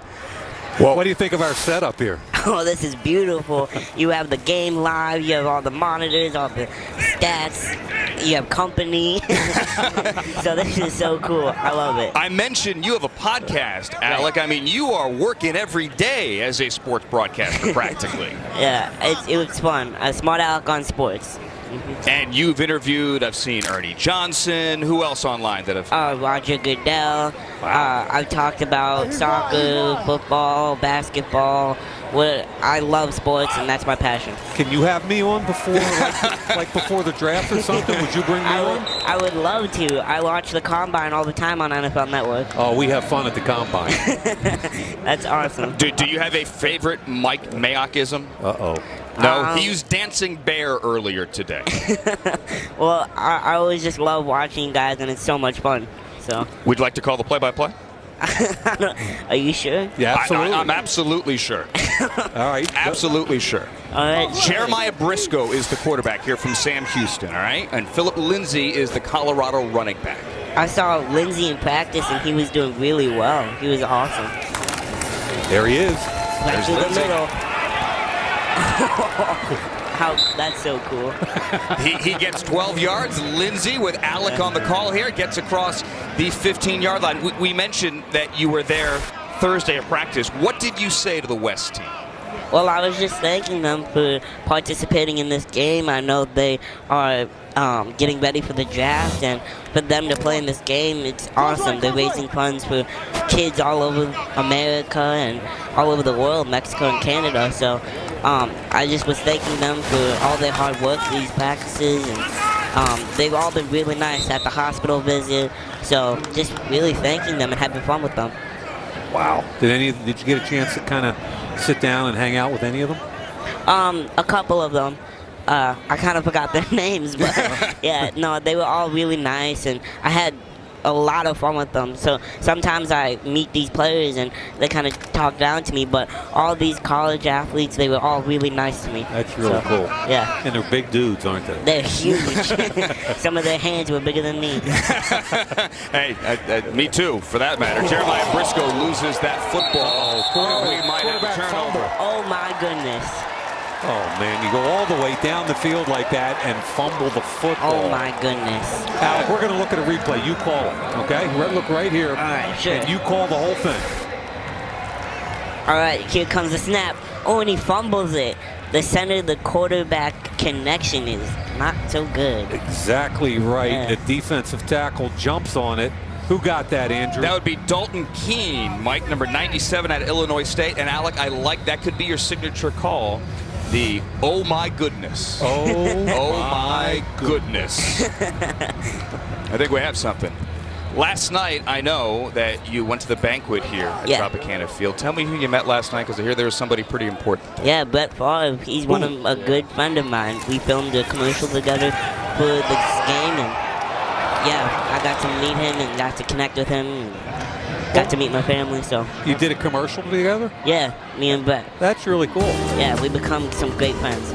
There you go. And here's the banquet last night, and there you are with Brett Favre. You guys go way back after filming that commercial here, and really, Alec, the one thing we hear, as you mentioned, you talked to the team on Thursday, the one thing that we have heard all week is how much the players get out of talking to you and the other kids who have been at Shriners Hospitals. What does that mean to you that you have these big guys out here playing football, learning lessons from kids? It's awesome. They come to the hospital visit just expecting just a regular day with some kids, and they have to leave, and you see that the players don't want to leave because they're having so much fun with the kids at the hospital, and you just notice that everyone is, just excited because they want to be. And then when they get to connect with the players, it's just so cool because it's a friendship that will go on for a lifetime, and it's just awesome. I saw some of the players dancing with some of the kids. It looked like everybody was having a great time. Yeah, they were really having fun. Yeah. You mentioned a relationship that can go on for a lifetime here. We're talking to Alec Kabagunga here. Anthony Zettel last year has kept in touch with Emily, who Alex spoke to earlier down on the field, as Ernest Johnson loses that football. We might have a second fumble here, but the East recovers it. I think that's also a great part of it as well, that this is not just something that everyone does here for the week. These are relationships that you guys have maintained over the years. Yeah, Emily's a really nice girl. She's a ball of energy. She's really creative, and yeah, I'm happy that relationship has been really good for the both of them. Punt here coming, Joseph Davidson on punt, and that is Philip Lindsay back to return. You want to call the return here, Alec? Sure. There's your guy Lindsay again from Colorado. Lindsay's super fast. The ball is up. Oh, flag comes out. And the East gets it back at the 20. What do you think, interfering with an opportunity to make a catch? Oh, I'm not a referee. I'm not a referee. I don't know all the plays and all the calls. There are a lot of people that say I wouldn't either. So. and you know how to call it here, Alec. Catch interference. Kicking team number 81. 15-yard penalty. First down. Jester Weah there, called for 15. Alec Habakungu, we cannot thank you enough. Great job up here. This was so cool. Thank you guys so much. He's got a podcast, and he will be calling games one day as well here at the East-West Shrine Game. Welcome back to St. Petersburg, Florida. The East is leading the West right now, up 3 points in the fourth quarter, and I'm standing by with Willie Roaf, a East-West Hall of Famer now, an NFL Hall of Famer, a former first-round draft pick. Let's talk a little bit about this game, because we just had Alec up in the booth, and we hear from the kids and how meaningful this game is to the players visiting the hospitals. What do you remember about the kids and that part of this experience? You know, it was great. We were in Palo Alto when we played the game, and at Stanford University, and we went to the hospital in downtown San Francisco. I think it's closed now. They moved to Sacramento, and I just remember us going in there and lighting up their eyes, just like Emily and those girls who just sang, and the smile on their faces. So it's always good to come back and be a part of this. And you know, any Hall of Fame you get in, it's always another honor to be here. But it's been a great weekend. We've had a great time. You go into this Hall of Fame last night with Gary Huff and with Brett Favre. Tell us a little bit about what last night was like. It was a lot of fun. You know, we got to hang out with those guys and hear stories. And you know, I'm from Pine Bluff, and Brett's from Kill, Mississippi. So we talk small about town boy. Very small town country boy. So you know, it's good to go with him. And Gary's a great guy. So you know, it was a great banquet. I think what we said was meaningful to those kids, for them to hear moving forward and making sure they want to give back to the community. And you never know what can happen. They can end up in the Hall of Fame like us. We're gonna show a little tape of you back in the day. What message do these young men really need to take with them as they try to move ahead and make a name for themselves in the NFL like you did?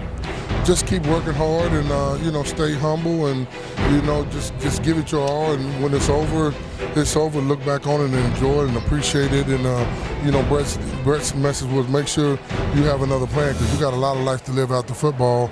Even if you play 10, 15 years, which is a long time, you know, you'll be 30, 35. So you got to figure out what you're gonna do when that's over. So make sure you set yourself up. And you have set me up perfectly to talk about your other plan. Willie's, okay, a little shameless plug here, because Willie has a new business, and it's pretty cool. Which is Frame Your Game, and I don't really want to, I'm holding the Viking ones. They beat my Saints, which was a fluke win, when I'm upset about it, but it's Frame Your Game on Amazon, so all the Falcons all the Vikings fans can go to Amazon and type in Frame Your Game and check out the products. And we have a bunch of other teams too. Those of you like to play, or you put it on your wall, and we'll be able to put players' rights in them. So. Yeah. Andrew, what do you think? Mayock, well, let's get one of these on his rig. You can drive around with these. I like them. They're pretty cool. I think it's awesome. Thank you for having me. I think it's awesome. Thank you, Willie Roaf. Great idea there. Mike, you would really totally cool. do that here as we see Nick Shemenek. There's some irony, though, Andrew. They didn't have face masks when Mike played. Neck rolls. Neck rolls. Justin Jackson there from Northwestern. Back to the game, coming up on 9 minutes to go in the fourth quarter. The West has the ball, trailing now 10-3. That's Justin Jackson out of Northwestern, who has 7 carries for 39 yards, and then just caught that one as well for not a lot of room. He has 4 for 13. I like what I've seen from Justin Jackson this week. Quick, catches the ball well. The bottom line for him is going to be pass protection on third down. He's going to be a change-of-pace guy, and he's going to have to commit to knowing the protections, which won't be a problem, but executing the pass protections also. Over 5,400 career yards rushing for Northwestern. Here he is leaking out of the backfield on third down. He's going to get back to the original line of scrimmage, but not nearly enough for a first down, and it will be punt time as Shemenek walks to the sideline. How about the big Army left tackle, Brett Toth, doing a nice job in pass protection? I hear everybody tell me, oh, he can run block, but he'll never pass block. And I go, There's a guy named Shaq Mason starting in front of Tom Brady this weekend at guard who played for Georgia Tech, which is the same offense that Army runs. Toth can play in the NFL. So too can Doris Fountain, although he is going to call a fair catch on this one. The Northern Iowa wide receiver on the far side 10-yard line, and that is where the East will set it up. Sun almost setting on this one. See if the East can get something going offensively when we return.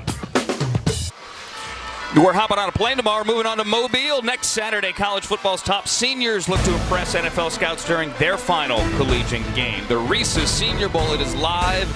It is exclusive with access here on NFL Network next Saturday, 2:30 Eastern, only on, again, NFL Network. How about David Johnson chiming in from Arizona? Cool to hear Alec has his own broadcast show. Would be cool to be on it. How about that? Hashtag Shrine Game. Getting one of the best backs in the NFL, Alec Kabakungan, who is up here with us, the kid from Chicago, 15 years old earlier. Now, I still remember David Johnson, the tape that I knew he was going to be a great player. Caught a million balls. Was against Iowa. He caught like 12 balls in that game. And Iowa didn't offer him coming out of college. And you could tell he was still upset by that. And I think he caught 4 or 5 passes for almost 200 yards on top of his rushing. And you knew he was going to be special in the pass game, even at 225 pounds. And he is special, coming back from a wrist injury, likely better than ever next year. As we look towards Mobile and the inevitable quarterback conversation, we see here Riley Ferguson at quarterback for the East on a second down with Ray Lowry in the backfield. And Ferguson is going to get slammed to the ground by 96 Marcel Frazier from Missouri. Frazier's had a good week. He flashed in the one-on-ones, and Missouri has been a defensive line factory.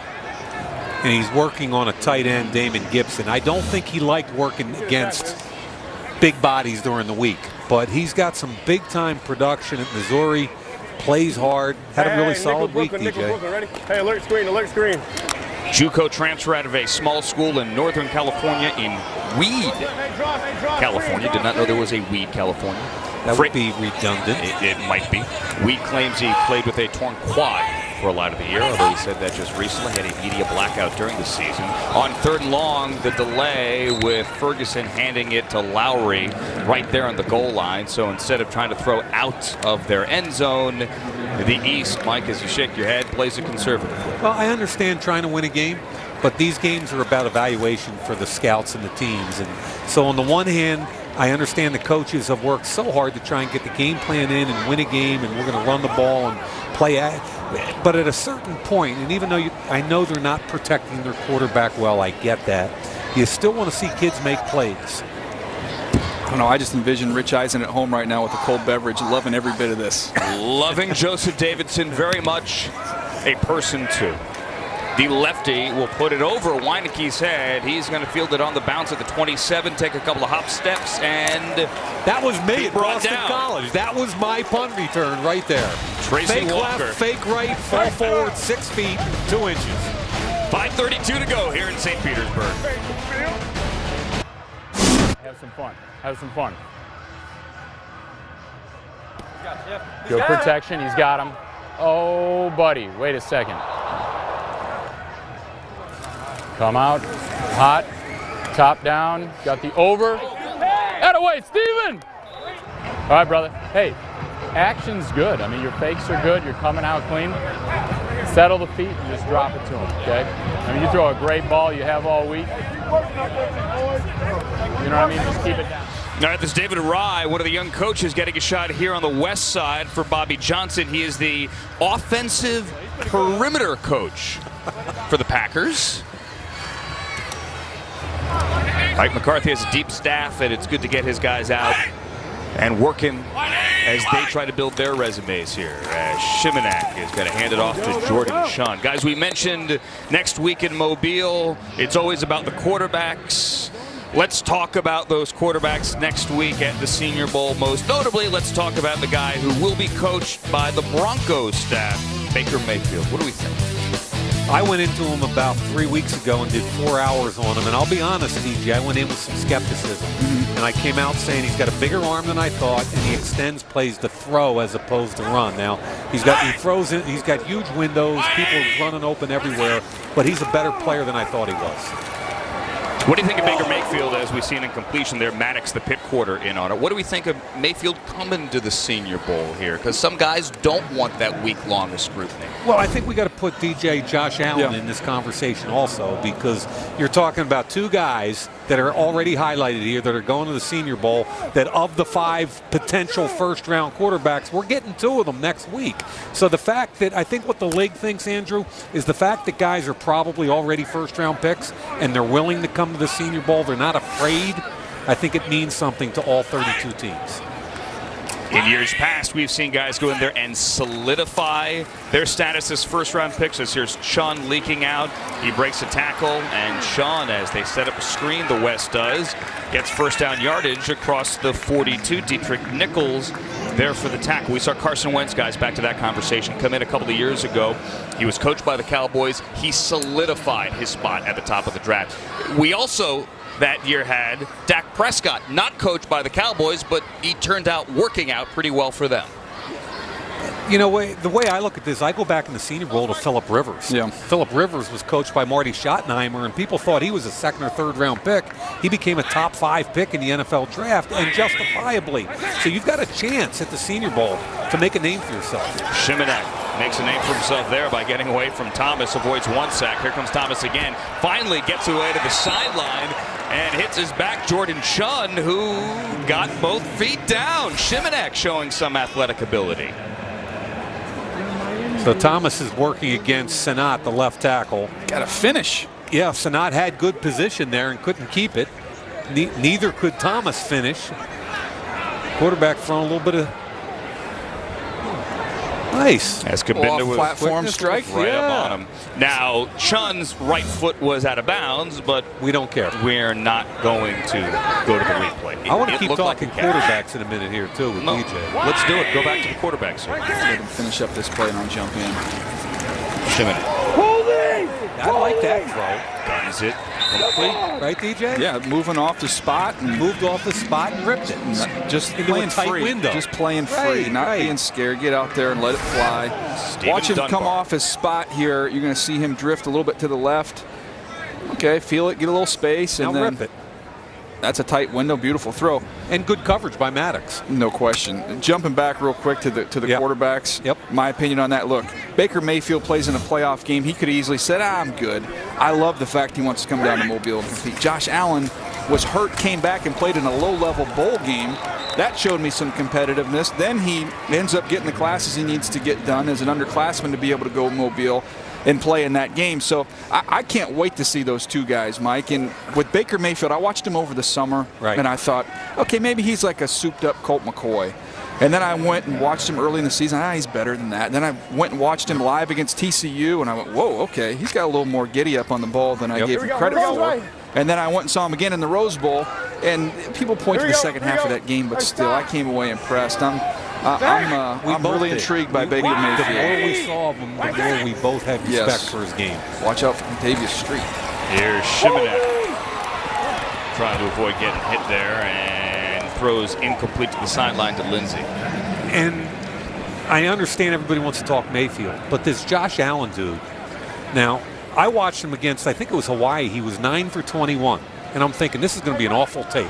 His first 2 throws, or 2 of his first 3 throws against Hawaii, were far hash, deep comeback throws. Only about 5 human beings in the country would even attempt. There was a hang defender in front and a corner behind, and somehow in this tiny window he put it there, and both times the receiver dropped it. So 9 for 21 sound horrible, but he's got some traits. He's got arm talent and athletic ability like very few people. Delayed handoff. Lindsey gets tripped up. He looked like he had room for a first down. It's Dalton Keene, the Illinois State guy with the hair flowing from the back of his helmet, who got him by the ankles. This Keene's playing well today, and just like he did at Illinois State, where he was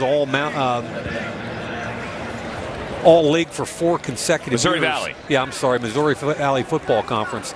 40 starts, excellent production throughout, and today he's a lunch pail guy, just keeps making plays. Played both inside and outside as we come up towards the 2-minute warning. 17.5 career sacks for Dalton Keene, and a shoestring tackle to force a 4th down when we get back from the 2-minute warning at Tropic. Tonight, catch all the live post-game coverage along with the highlights and the analysis from the East-West Shrine game, and a look ahead to tomorrow as well. Championship Sunday. It is NFL Total Access coming up after the game, live from LA on NFL Network. 2-minute warning here. Doris Fountain has had himself a pretty nice game. Could he be the MVP? 3 catches, 61 yards. It was the guy we were looking at coming in here. Plus a 30-yard punt return. I mean, there have been 3 juice plays all game. He's got all 3 of them. Afterwards, we will talk to the winning coach. Will it be Jonathan Hayes? Will it be Bobby Johnson? Right now, we have the East with the lead, 10-7, so it would be Jonathan Hayes. Let's see what the West can do, however, with Nick Shimanek from Texas Tech into the game, and 3 full timeouts. He is the quarterback here. Shimanek throws over the middle to Bedett from Oklahoma. That's a big play. 4th and 5, they pick up 6 and extend the drive, and effectively can force the East to use their timeouts. Gets it to the 34-yard line. East has 1 timeout remaining. West down 3 here with all 3 timeouts remaining. Shimanek steps up. He's going to take a shot deep down the left side. Wants Dunbar. Put him up. Touchdown. That's the throw I've been talking about all day. Single high safety. You've got individual coverage on the outside. Throw it up and give him a chance to make a play. Excellent coverage by Maddox, but Dunbar went up and made a play. And then the team celebration. Not sure what this one was in the end zone. Let's see if he got in. Again, no replay here, so Stephen Dunbar has a touchdown regardless. Yeah, and it doesn't matter what the replay shows. 1, 2. Does the ball move, Mike? Does he survive the ground, Mike? Let me tell you something right now. The NFL needs to rip up the rule book. He survived the ground, Mike. And rewrite the whole thing, especially with what's a catch and pass interference. Beats Avonte Maddox for a 34-yard touchdown, and yes, he did survive the ground. The name of my fantasy team next year. As Matthew McCrane comes on for the point after try, the West takes the lead with 1:23 to go. 14-10. That looked like a play right there. That looked like an NFL play. Now, you've been saying all day long, you guys have both been saying, it's an all-star game. Show me what you have. Take a shot. Take some risks. And you know what the coverages are. The left tackle does a good job. You step up against press coverage and throw it up. A fade against press coverage is standard in the NFL. He got him to settle his feet for just a count with that inside sell there. Got Maddox to settle his feet, and not a ton of separation, but Dunbar's done that all week long. He catches everything. Yeah, he's not going to run by you. He's going to have to be crafty like that with his route running. Great job. Can I say one more thing here? I don't want to make sure I get this in. And that is to Lee Mayock, the 30th birthday. Please let me see the car that your dad bought you. Just post a picture of it. We're dying to see it. Oh, Mike, that's great. You bought Lee a car. Really nice. Or a card?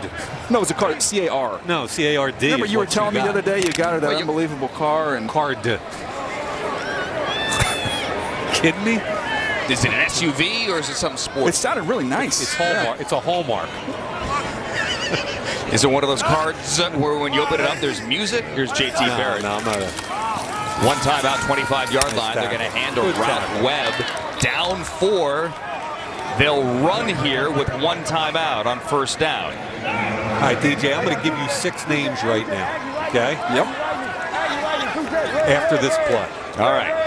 Watson to the left. Hamilton to the left. My parents only gave me 3. Make a play, JT Barrett. There it is. Hamilton goes up high. This time he brings it down at the 43. So that's what the key is. It's got to be a 2-minute drill in this game. Same thing in the first half. It's the inside receiver, and now these running seam. The corner laid off on the out route. The safety didn't get over. Good throw and catch. I don't know if he caught this one. Did he? But I don't care. It's what a I catch, like there DJ. was JT Barrett's slide and move in the pocket. Did you see this? Like, if we can take one more look at this guy's in the pocket. You had one great shot at JT Barrett sliding and moving. And it might have been on the ground. Mike just wants to see JT Barrett doing this thing. It was a beautiful throw. I just wanted. But you're right, Mike. That's what you want to see him do at the next level. Those plays. I really like the way he kept his eyes up and slid on that play. And it's good for a gain of 30 to Deshaun Hamilton, the Penn State wide receiver, who we will see next week as well in Mobile. Hamilton dropped one earlier with a lot of room to run. This time with his team down 4. One timeout left, 50 seconds to go. Has his team at the 43. That's Fountain up at the top. All the attention on Fountain. My guy Justin Watson from Penn's going to end up winning this thing, Mike. All right, here's Barrett. Make another throw, JT. Off his back foot, ball tip, incomplete. Wanted Webb, had Young, and had Jacobs on the cover. Was it Kenny Young that got the tip there? I mean, DJ, you and I were on the same place with him as far as what he does. He's not a first down guy. He is a sub-package dime linebacker. He can really run. How about the linebackers UCLA has cranked out over the last few years? You see Kendricks playing for the Vikings. You've got Barr. You've got what an interception Brown with Tennessee. He's been great. And what a pick last week for Miles Jack in Pittsburgh for the Jaguars. There you go. Yep. Kenny Young led the Bruins in tackles a year ago. This is second down, 44 ticks to go. Barrett still does have that one timeout in his pocket. Webb to his left. Has time. Fires downfield. Incomplete for Hamilton. There is no flag, however. Godwin Igwebuike from Northwestern on the coverage. I want to see him give Penn a shot here. He's got one-on-one coverage down here at the bottom, and Justin Watson, just let him go up and get it. See, what the college kids don't understand is in the NFL level, it's all about matchups. When the quarterback pre-snap looks around and sees one-on-one matchup, you attack it 100 times in a row if they keep giving you that look, right? So why wouldn't you go to Fountain on one-on-one, no help? Think about that. Fountain's going to be lined up to the right this time on third down. He is opposite Dane Cruikshank, the Arizona corner. They made a lot of plays this week in practice. Barrett again, got to step up. Barrett knocked down at the line off the hands of James Looney. He was about to get sacked, had to get rid of it. Yeah, no time that time. And it's going to be fourth down. So this is it for JT Barrett. Going to be fourth down. Barrett has not had the best day, 5 of 12, but has made a play or two on this drive to keep his team in this game with a shot at one timeout, down 4. All right, DJ, this is you're Mr. Oh yeah, you call it, Mr. Prescient. Go ahead. We're begging him to throw it outside, but the middle of the field, working in the slot to Bobby Ingram's buddy there from Penn State. You're going here, right here. That's been where he's been comfortable. Deshaun Hamilton. Let's go. Barrett again. Step up. About to get hit. Throws downfield. In and out of the hands of Fountain. He put it on him, and he could not hang on. And a turnover on downs, and the West is going to win this. Marcel Frazier had pressure. And I'm with you, DJ. I think he's more comfortable throwing inside the numbers. But nice job stepping up in the pocket, eyes down. Good throw under pressure. Fountain's got to catch that football. He had a drop earlier in the game. Had a bunch of big plays for Fountain. Overall, good day for him. But, man, you like to have this one. Keep the drive alive. A fourth quarter throw. Give Barrett credit while he's getting hit. Again, climbed the pocket, found some space to throw the football. Eyes were up. Numbers look bad, but I kind of like the last couple of throws for JT Barrett in this drive. Barrett made some plays on that final drive, and he had the pressure right there in his face from Frazier, was able to get that ball away knowing he was going to get hit. Fountain, who had made some plays earlier today, could not make another one. And now Nick Stevens is on from Colorado State to take a knee. And that's going to be it. Congratulations to Bobby Johnson of the West, beating Jonathan Hayes' team 14-10. Bobby Johnson, who lost his job with the Raiders a couple of weeks ago, said this was the best week of his life. Right after losing his job, said it was that rewarding to come down here and coach these young men as they get ready for the next level, and he gets the bucket to celebrate. Cool as that. So cool for Bobby Johnson. Found out he was not going to be with the Raiders on John Gruden's staff, and then took a 6 a.m. flight the next day to come down here and get to work. Just loved how the fact he said he wanted to teach these guys how to be pros, and I did a great job of that this week, and fun for him to celebrate with his guys. It's the community of football, mutual respect. It's pretty cool. Say football is family. You hear us say that all the time on NFL Network. This was about bringing a new group into the family, about taking this group of seniors and teaching them how to be pros. And not only Bobby Johnson, but Jonathan Hayes said the same thing on both sides, that they enjoyed coaching younger assistants and they enjoyed teaching these guys these young players what it's going to be like at the next level. How much you do have to work to succeed and to stick. It's one thing to get to the NFL, it's another thing to stay in the NFL. Let's go down to the sideline and Alex Flanagan. Standing by with a Bobby Johnson who was not expecting that Gatorade pass. I try to pride myself on being aware, and that was probably the one time that I've been unaware and got caught by surprise. So, man, that was fun. Let's do it again. Yeah, what's it like being the head coach and getting that? That's a pretty awesome feeling. It is. Normally you wouldn't want to do that, but that was pretty awesome. And these kids, hey, thank you right there. Thank you. No, these kids are awesome. I mean, to see a bunch of guys come together for something like this and not make it a individual thing, to make it something that's not about, their next step. These group of guys made it about a team, which is why you play the sport. Well, that's what made it so awesome. These guys were rooting for one another. They rallied when it was a tough situation, and that made it really fun. Really fun. What about the week that it has been for you? Man, it's been a real pleasant distraction. You know what I mean? It's been a real pleasant distraction. So, I mean, this couldn't have come at a better time. It couldn't have been a better group of kids. It couldn't have been a better group of coaches.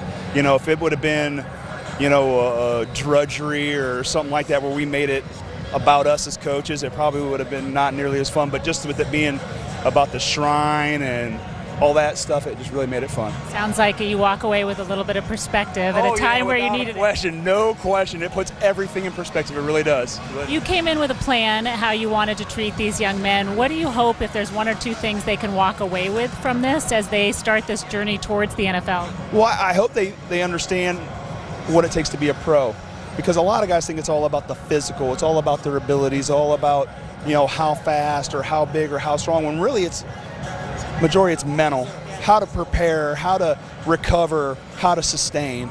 And hopefully they learn that, because those are things we stressed and they really took to it. And I hope they come away with, hey, being a pro is more than being able to run fast, be strong, and be big and look a certain way. It's about a mindset, how to attack a job, how to prepare for a job, and how to sustain a job from the mental part down.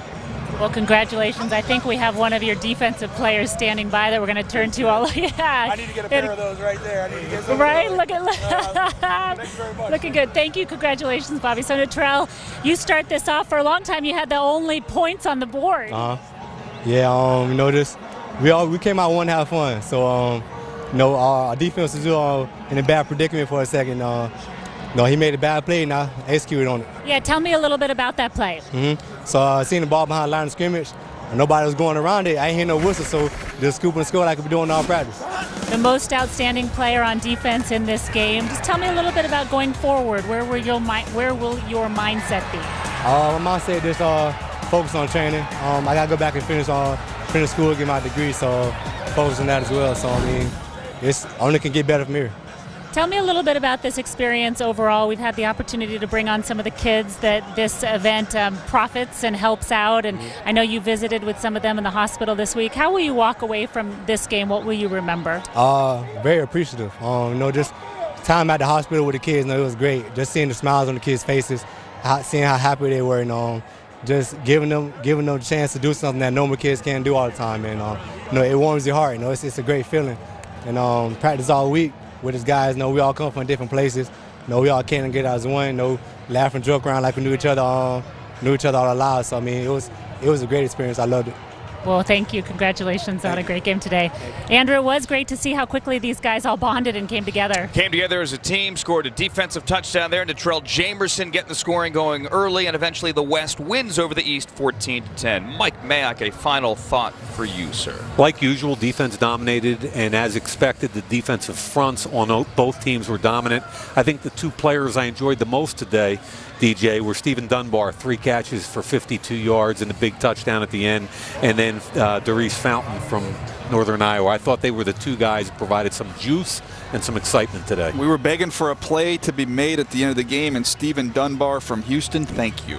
Yes, and how about Nick Shimanek as well from Texas Tech, who threw that ball.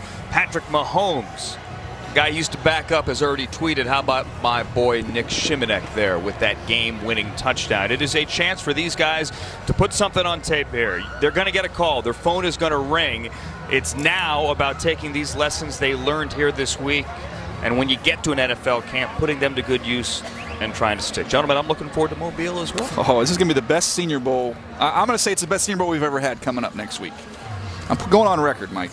Well, you've been there about 2.5 years. I've been there for 14, Mike. Analyst on analyst crime already. We're getting ready for Mobile. We got to get you in a better mood before we get on the airplane tomorrow. For Mike Mayock, Daniel Jeremiah, Alex Flanagan, I'm Andrew Siciliano. Good night from St. Petersburg. We had a fun time this week. Had a great time tonight as well. The West over the East, 14-10 in the 93rd edition of the East-West Shrine Game.